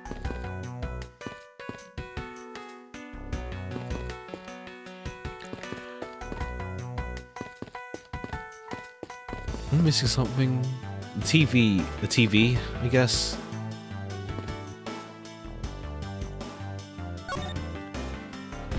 Whoa! What is it, Detective Gumshoe? My TV at home is so tiny compared to this one, pal. And perhaps you should purchase a more normal-sized television like this one. Ooh, let me see here. Wow, this thing is huge. Ah! Way too noisy. You're the noisy one, Scruffy. Don't touch it. You get your fingerprints all over it. But I didn't touch it. Preservation of the crime scene is the foundation of detective work. Foundation, huh? Sounds like something the rookie here needs to shore up on. I guess there's not much left to investigate, huh? We did kill each other. No, we can't conclude that quite yet. Okay, the TV we missed out on. I don't know if it's important though. There's still something I find peculiar here. This goodbye sounds even an Ace Attorney game. Ha! The theory that they simply killed each other is too simplistic in this case. There's a contradiction that shows there's another possibility. No way, pal. Really? But I'll just have to show you the contradiction on this crime scene. Yeah, the gun. He's left-handed. Okay, it took a while to get to that, but he's left-handed. Then we come face to face with the contradiction I spoke of, and it's this. Faraday used his left hand to write with his fountain pen. Ergo, he's left-handed. And yet, the handgun is in the right hand. When you find that odd, the left-handed Faraday would hold the gun in his right hand. That, lady and gentlemen, is the great contradiction that's haunting this crime scene. Hey, you're right, pal. That sounds strange. But how could something like this happen? The facts add up to one conclusion, one alone. Someone else put the gun in Faraday's hand after he died. Someone else? Plastic bags scattered on the floor and a gun in the wrong hand. I sense the presence of a shadowy figure behind this case. A person of vile intent who is serious about keeping the truth from us. Alright, we have to see like, okay, because Gumshoe was outside, but then it might turn out that he was like away from the door for a little bit. And he messed up. Here's the autopsy report. It is probable that Rel survived for a short time after he was shot. Okay, fine. He tanked it. He tanked the shot. Okay. However, Faraday died instantaneously from his stabbing. Interesting. Okay, cool. He tanked the shot. Looks like we know now that everything we need to... Looks like we have everything we need to know about the case. Are you sure we know everything? Of course. This incident began with Faraday attempting to get his revenge. The prosecutor went into a rage from being accused and tried to kill the defendant. But the defendant fought back and ended up killing each other. It's all very clear and simple. Absolutely no margin for doubt.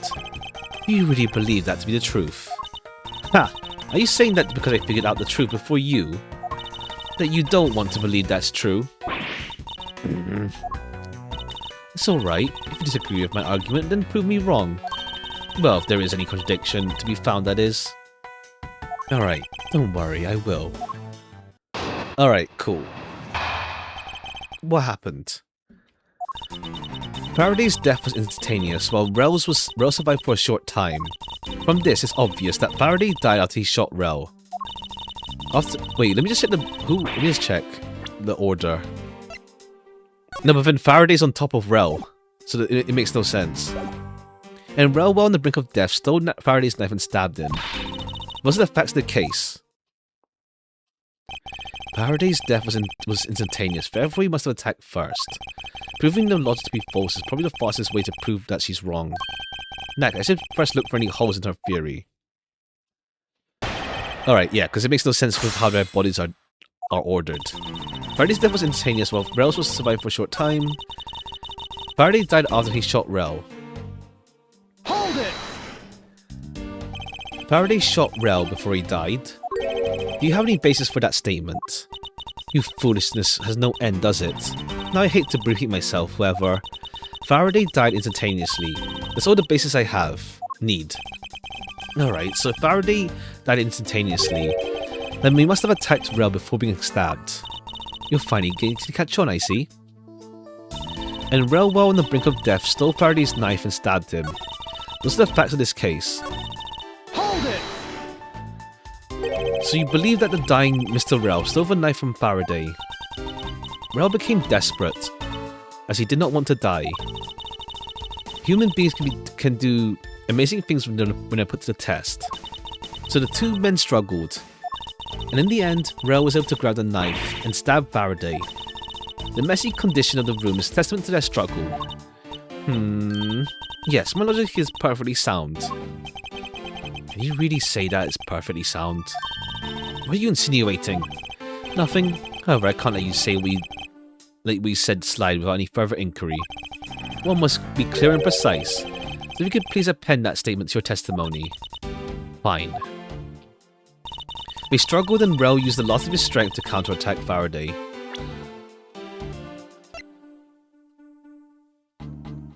Objection!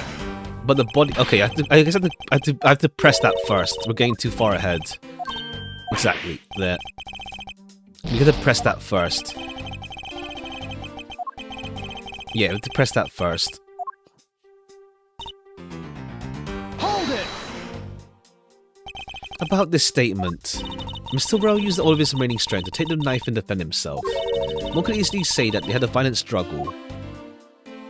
Of course, it's nothing compared to my riding crop can do. How does one compare the damage a crop can do, save the room? The plastic bags on the floor in this room were scattered of fair due to the fight. Anything else that can I explain for you? No, that'll be fine. Okay, they struggled and Rel used the loss of his strength to counteract Faraday.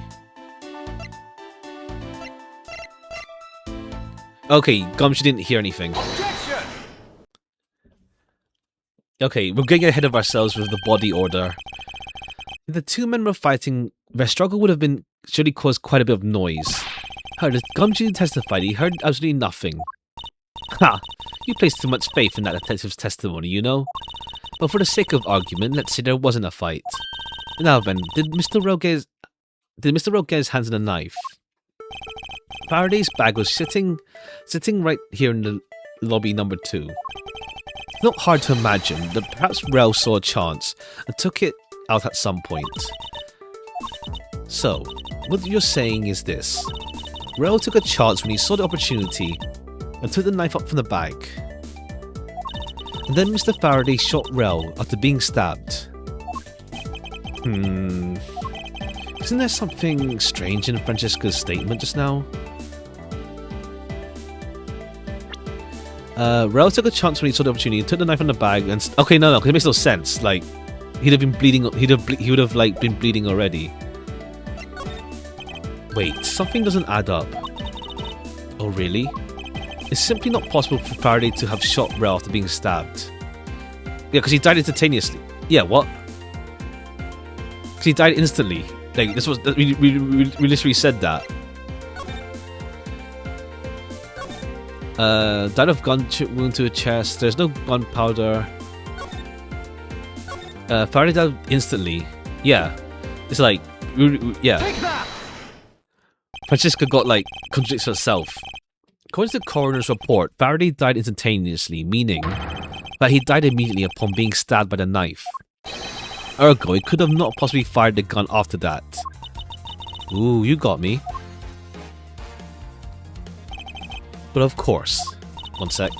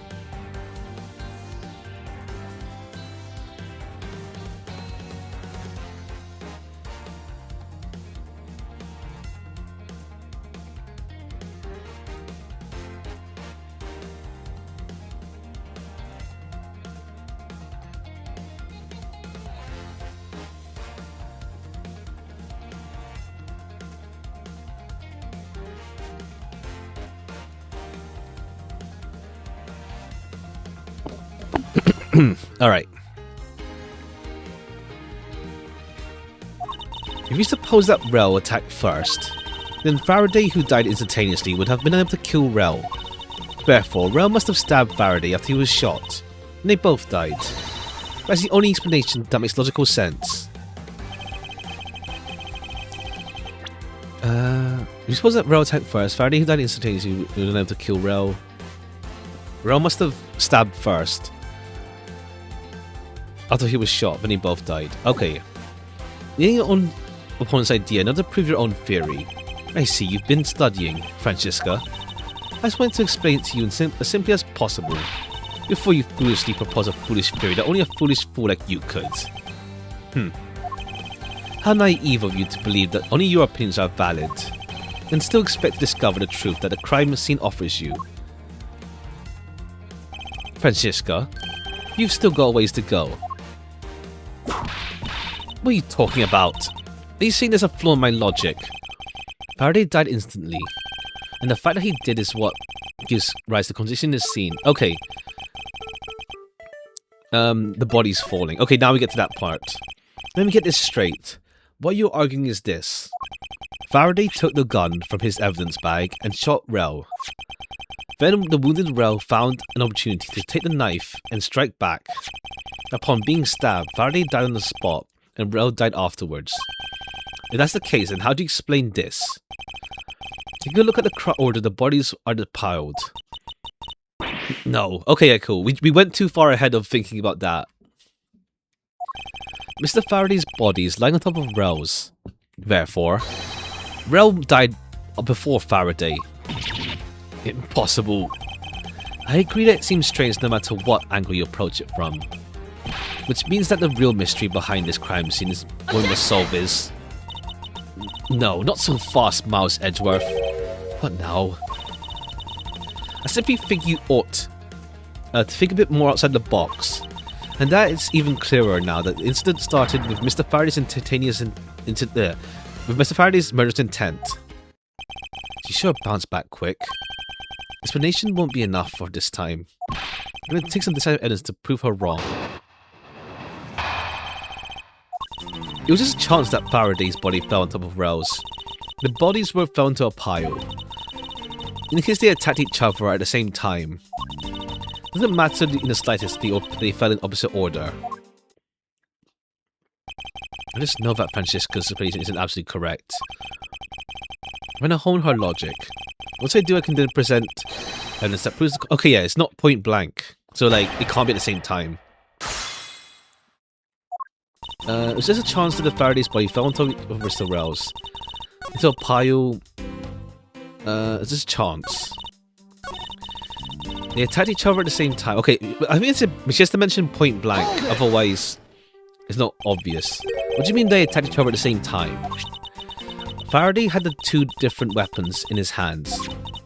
He made to attack Rel while holding both, knife and revolver. Well, it's not revolver, it's like a pistol.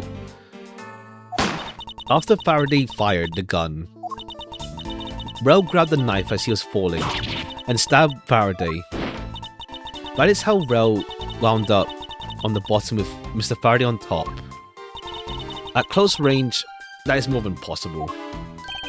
Yes, it's possible, but... Well, if you have any ideas, then show me what you've got. Oh, I will. And to that extent, I'd like for you to append what you just said to your testimony. Okay, yeah, we've got to make her clarify first. That fact indicates that they attacked each other at the same time from close... Yeah, no. We know that already.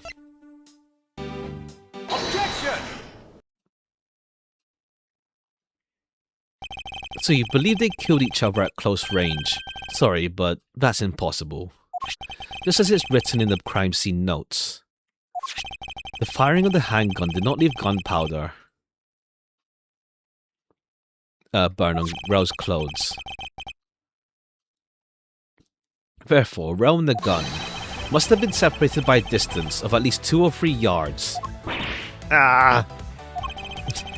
Yes, this is by far the biggest contradiction.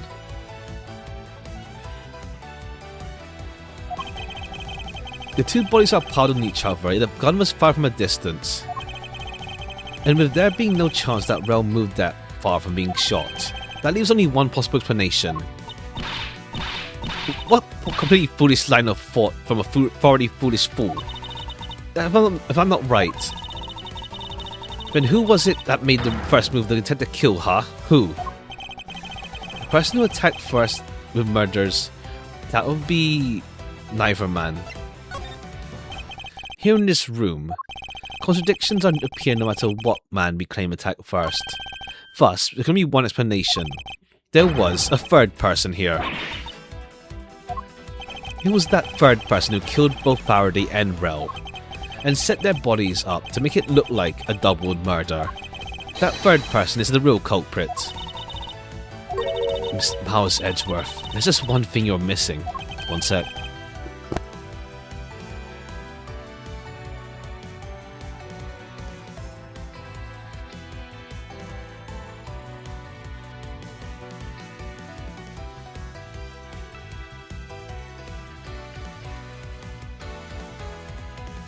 I keep getting spam calls today, jeez.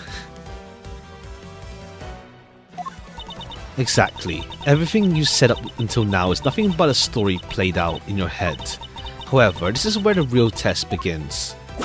Can you prove there was a third person involved in this crime? Of course. If a third person was truly here, the fact would resolve this glaring contradiction. The proof that this has all been set up makes it look like they killed each other. I'll present it, and lay bare the final piece of the puzzle that's not yet in place. What's the evidence that proves there's a third person involved?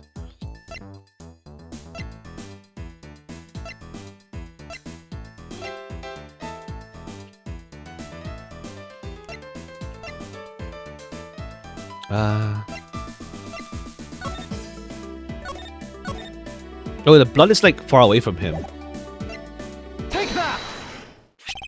The gun in Faraday's hand and the plastic bag with his blood on it. These two items point to the presence of a third person. How so? Recall Gumshoe's testimony. I was in the hallway the whole time, but I didn't hear a single peep of a struggle. If there wasn't a struggle in this room, then there shouldn't be any plastic bags on the ground. Meaning that someone else must have deliberately scattered them around. Do you not see the possibility in this? Okay, someone must have stuck by Gumshoe then. Disregarding the gun, there's a high probability of a blood splatter when a knife is used on a person. The culprit held the knife with a plastic bag around it. He could use the bag to catch any blood splattered from when he withdrew the knife. Then by spreading a few more plastic bags around, mixing the bloody one with them, arranging the room to make it look like there's a struggle between the two. The order to conceal their presence. Ah.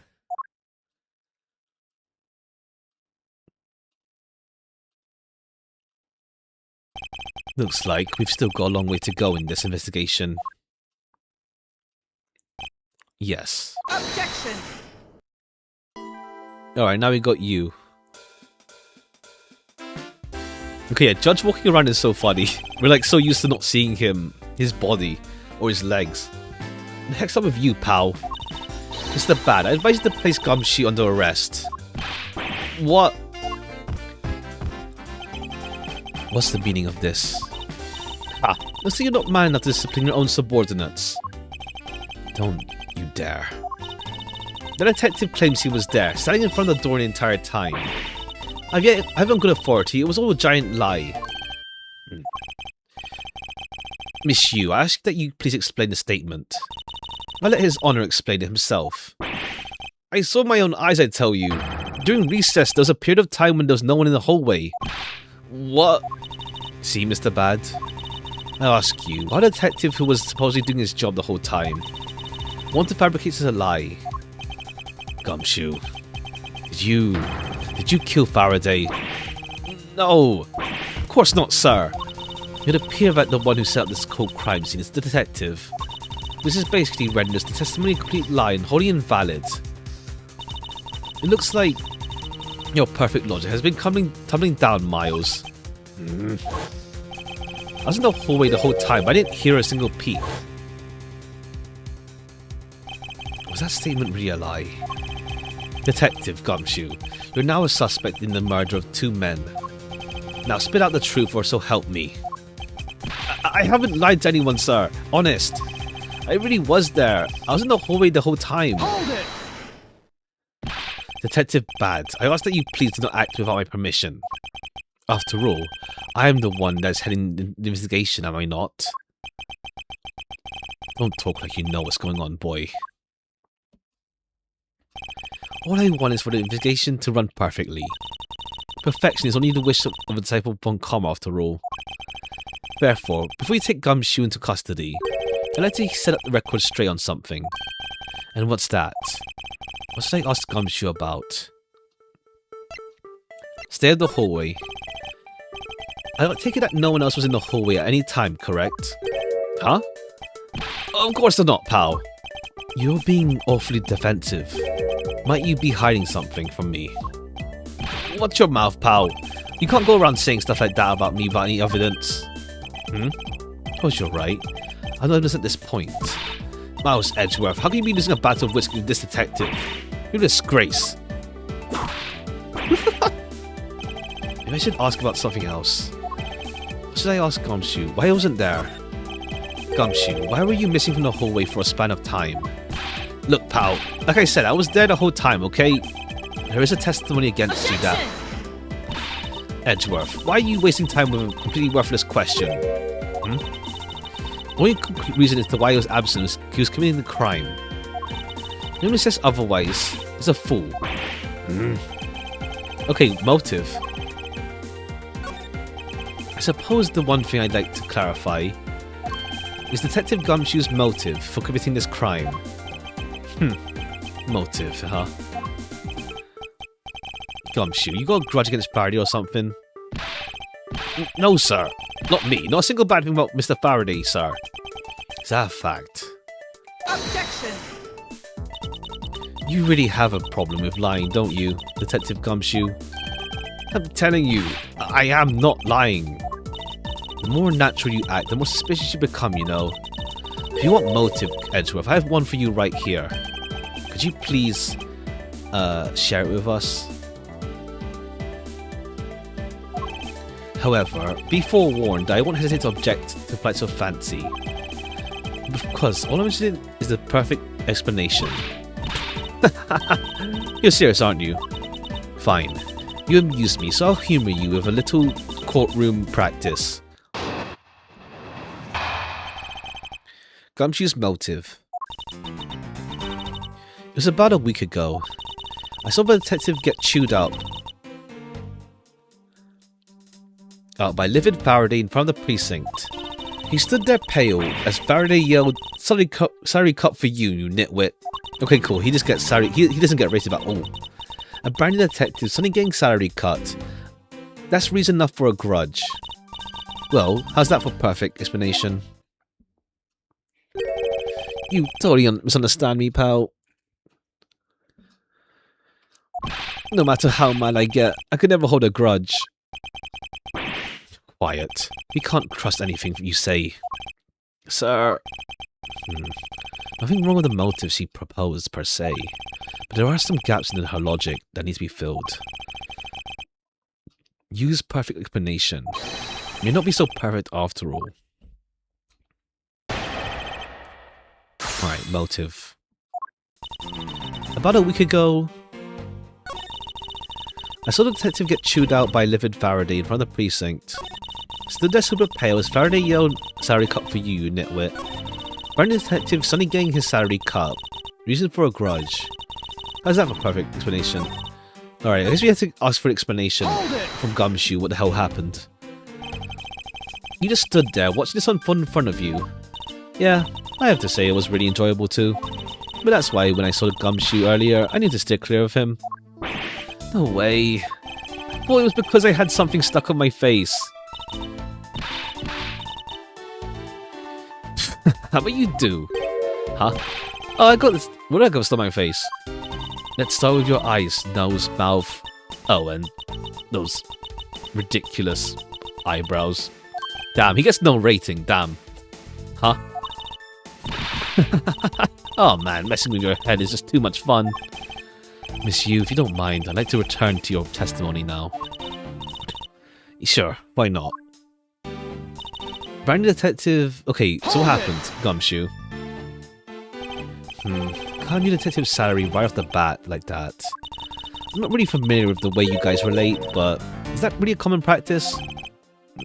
Speaking of cutting my salary, didn't you threaten to do that to me earlier too? I suppose I did. It's only natural to cut a worthless detective's salary down to their actual worth. My father couldn't even fire anyone, new or old, with a snap of his fingers. Do you think maybe that's reason enough for detectives to hate you people? Well, I guess. They really shouldn't cut people's pay. This is bad. Don't tell me Von Karma cut your salary earlier. How's that for perfect explanation? Hold it! You call your explanation perfect. Is that not to your liking? Unfortunately for you, it's not up to my standards. Oh? Is there something you want me to clarify in that case? What should I do? Should I ask for an... Yeah, clarify something. Alright, if you could clear this one thing up for me. How Faraday was killed... Faraday and Gumshoe's relationship. I don't think that matters. Motive for killing... Oh wait, yeah, Rel was there though. How? Let's just see. It doesn't explicitly state that it's how Faraday was killed. Objection! Going see now already, Miles. Faraday was stabbed to death with a knife. No, not that. What I meant to ask was, how were the two men killed when they were in a guarded room?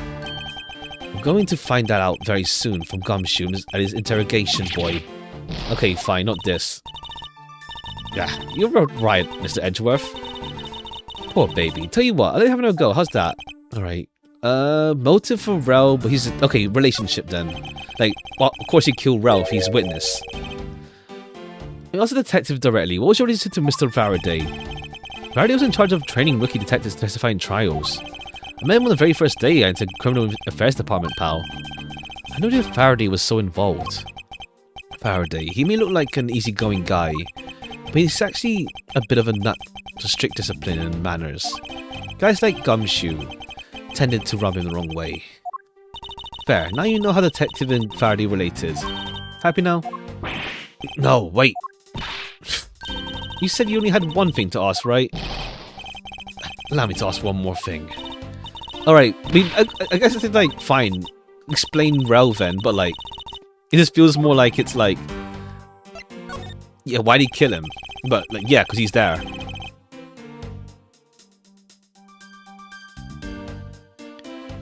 I understand Detective Gumshoe's motive for killing Faraday. However, what about his motive for killing Rel? His motive for killing Rel? Like I would know. There was no clear motive for both of the murders. And I doubt this incident may have occurred, wouldn't you agree? Is there anyone else who might have had a grudge against either of the two men? Or should we look into that ourselves? Oh, in that case, I have absolutely no idea. What? That's impossible. She must know something. Wait. Can you please not glare at me like that? It makes me laugh. I didn't even do anything and you're already laughing away. Well, anyway, the way I see it, as long as he had a motive to kill one of them, the crime would have played out the same way it did anyway. Oh? Would you care to explain your logic? And this time, please try to provide a truly perfect explanation. Perfect this, perfect that. Stop being so uptight. Was that a requisite trait for being a Von Karma? Mouse Edgeworth, I demand you shut this rude woman up. I wish you'd both be quiet for just 1 second. 1 second.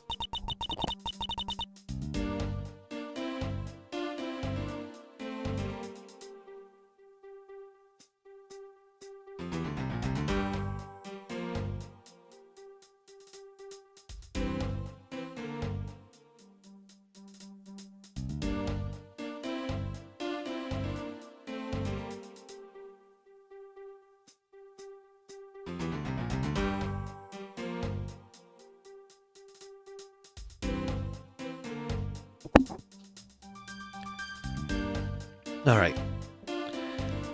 Explain to you kids. Alright. Motive to kill the men. There's no one out there with a motive to kill both Faraday and Rel. What we really have to establish is that someone had a grudge against one of the two men. Rel, who happened to be there, became a witness to Faraday's murder. Whoever was killed out of necessity to set up a look like they had killed each other. I wonder if that's really true. Is there no one out there with a grudge against both men? I should take a look at the evidence for... Okay, cool. She's covering up something. Oh, and the guy who came here. Two men who were both wound up suspect in that case. Someone overlooking who's someone related to them. Okay, yeah, I see. I mean, we just pretty much just present the K9, the K8 case.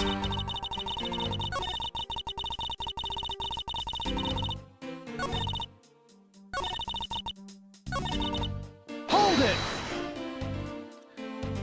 So there is no one else who might have a grudge against both Faraday and Rel?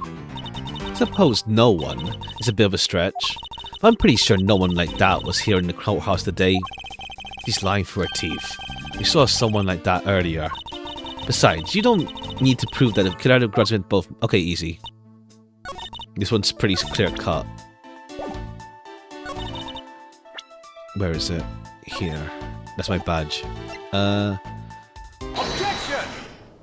Yeah, the K9, the K8. Miss Yu, I believe that someone you overlooked is making your someone you overlooked in making your statement. Or rather, is it because you'd rather not bring this person up? What do you mean? We are looking for someone with a reason to kill both Faraday and Mr. Rel. You guys can think of at least one person that fits the bill. He was a past suspect in the original KG8 incident. Member of the Kodofian embassy staff, Mr. Manny Koashin. That's right, the very man who came to visit you earlier out in the hallway. The man who killed a member of the Kodofian embassy staff, Mr. Rel.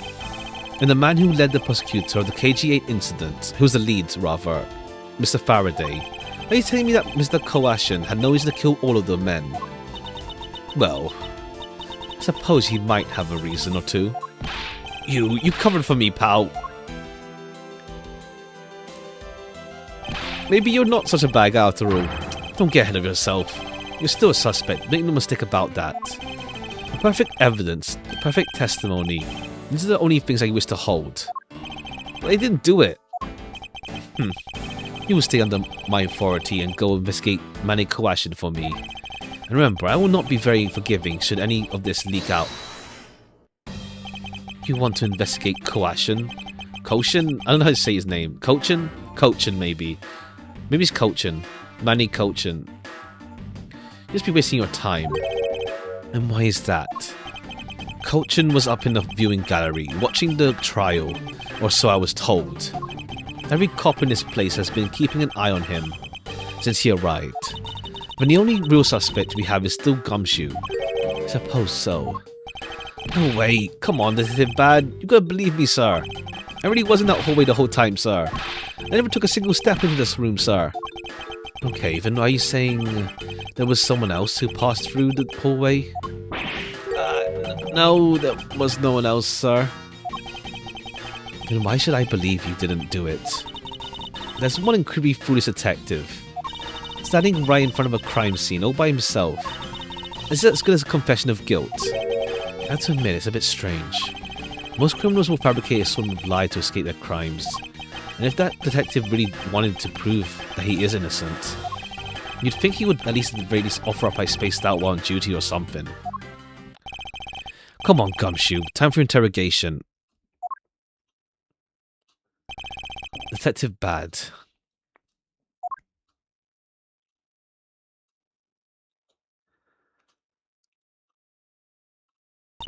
Miles Edgeworth, I'll go on ahead and report this to Papa. And that, as they say, is that. Right, everyone? Well, I suppose we should both be getting back to our real jobs now. Before we do, Miss Yu, there's something I'd like to speak to you about. What is it?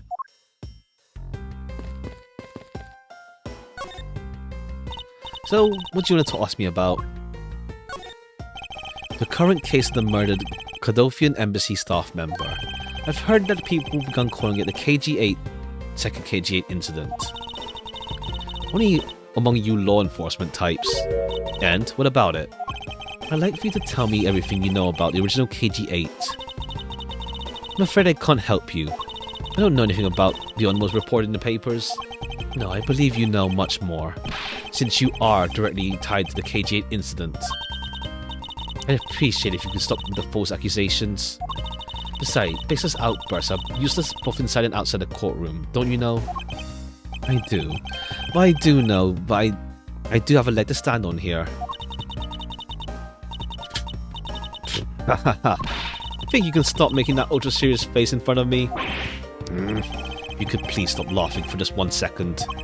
I'm not going to make headway like this. I'm just going to have to show her exactly how related to the KG incident she is. Miss Yu, I believe I have proof of your connection to the KG incident.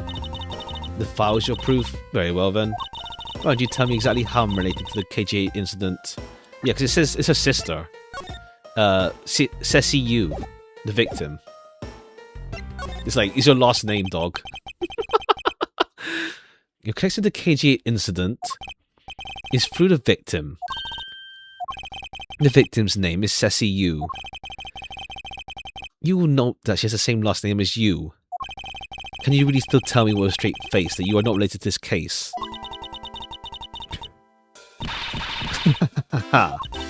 Sorry, but we're not related. Just kidding. You asked that question with such a serious look on your face that I couldn't help but...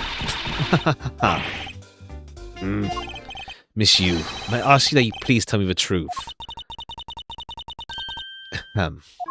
Alright, I'll tell you everything I know. As you guessed, the one who reported the smuggling activities of the Mono Group was my sister, Ceci Yu. Ceci Yu and what's your name? Is there a pun? Callisto Yu. Okay. And she was killed right before she was to testify in the appealing trial by Manny Kochin. But because he was tried once and was acquitted, he gets to live out the rest of his days, the rest of his cushy life completely carefree. Oh, that thing. Another game also does that. Has that thing also brought up. Because of lack of evidence. The whole, like, is it Double Jeopardy, I think it's called?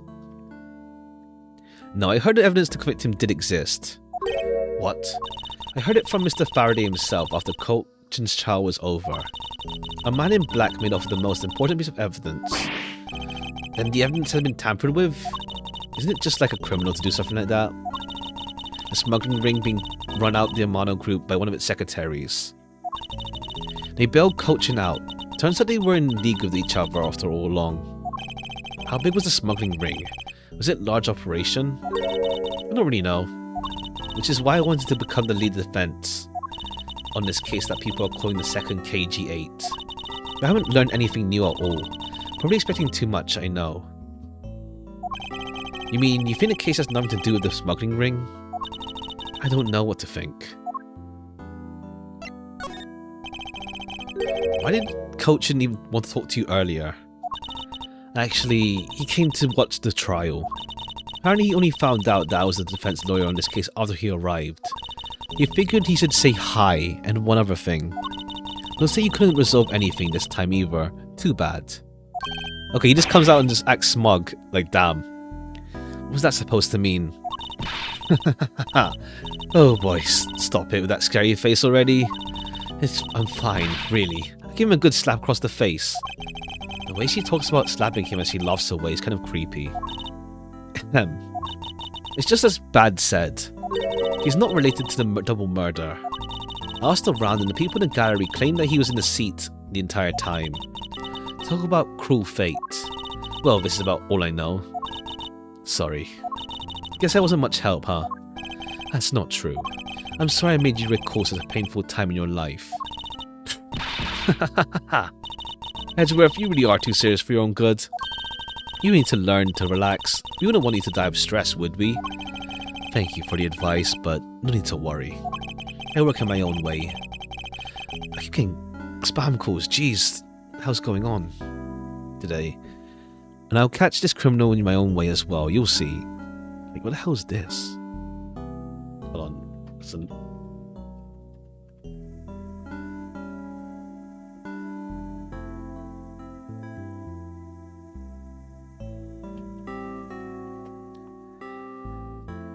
Okay, I keep getting spam calls. Jeez. What the hell's going on?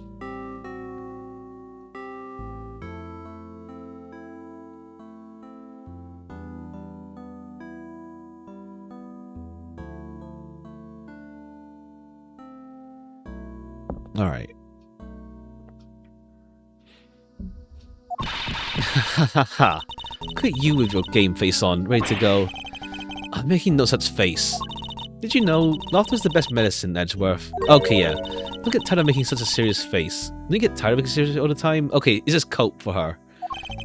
I'm in charge of making sure make sure all the criminals underwater are found guilty. I have no need for laughter. There you go, making that face again. Oh well, I've got to get going. Still have the loose ends I need to tie up.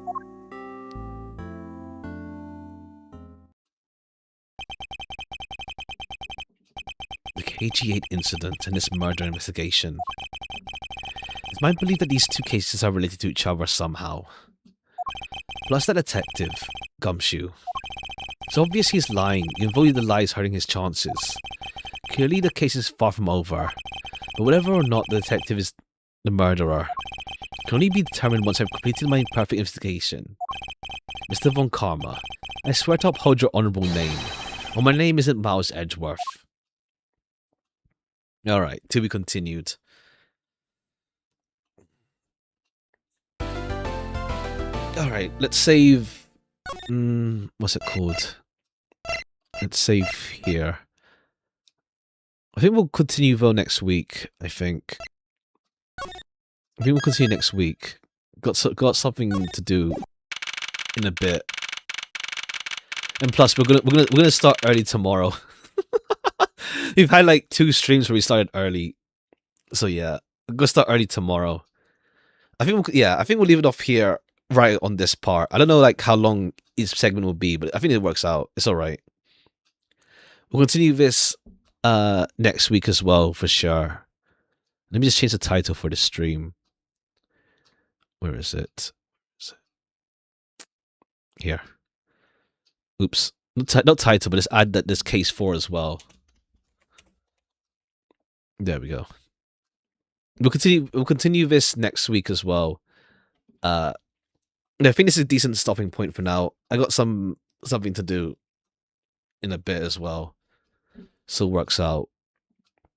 But yeah, tomorrow, okay, yeah, we'll move the Limbus Company stream that was meant to be Saturdays tomorrow then instead. Since, what's it called? My schedule freed up a bit. Well, not freed up, more like it got moved to another time. So whatever, it's fine. What else is there? Okay, yeah, we'll do this next week. I don't know like how long this case will be as well. It seems like it's a decent starting point whenever the game has the to be continued stuff anyway. Thanks for stream. Cheers as well. Cheers for coming by. But yeah, thankfully I don't remember too much of this game, thankfully. Like the most thing I remembered, yeah, was the thing I remember the thing with Kay. I remember the thing with Kay and like Edgeworth's cravat, as well as what's it called? The badger thing, the hologram stuff with the badger. That's about it. I remembered. So I don't really know where we're gonna go with the whole like KG8 thing, really. At least, as well with this, and I never did. I never did the full like the last case either. I don't remember at least from back then. But okay, yeah, more of this next week as well. But yeah, Limbus tomorrow. We move to tomorrow then because I can do earlier, and then what else is there? What else is there? But then yeah, I'll figure out what we do the week after as well. Well, obviously, still look outside in this, and then Limbus, and then we'll see what else we do. Well, for the 4 days, we'll see. All right, over today, and take care. This is a decent stopping point. We'll be back to this case next week. Bye bye for now. Bye bye. I forgot to change this. Where is it? Here. Did I change? Oh, I forgot to. Never mind. I forgot to save. I forgot to do the file. Oh well. Whatever. I'll change that later. All right. Bye bye. Thank you.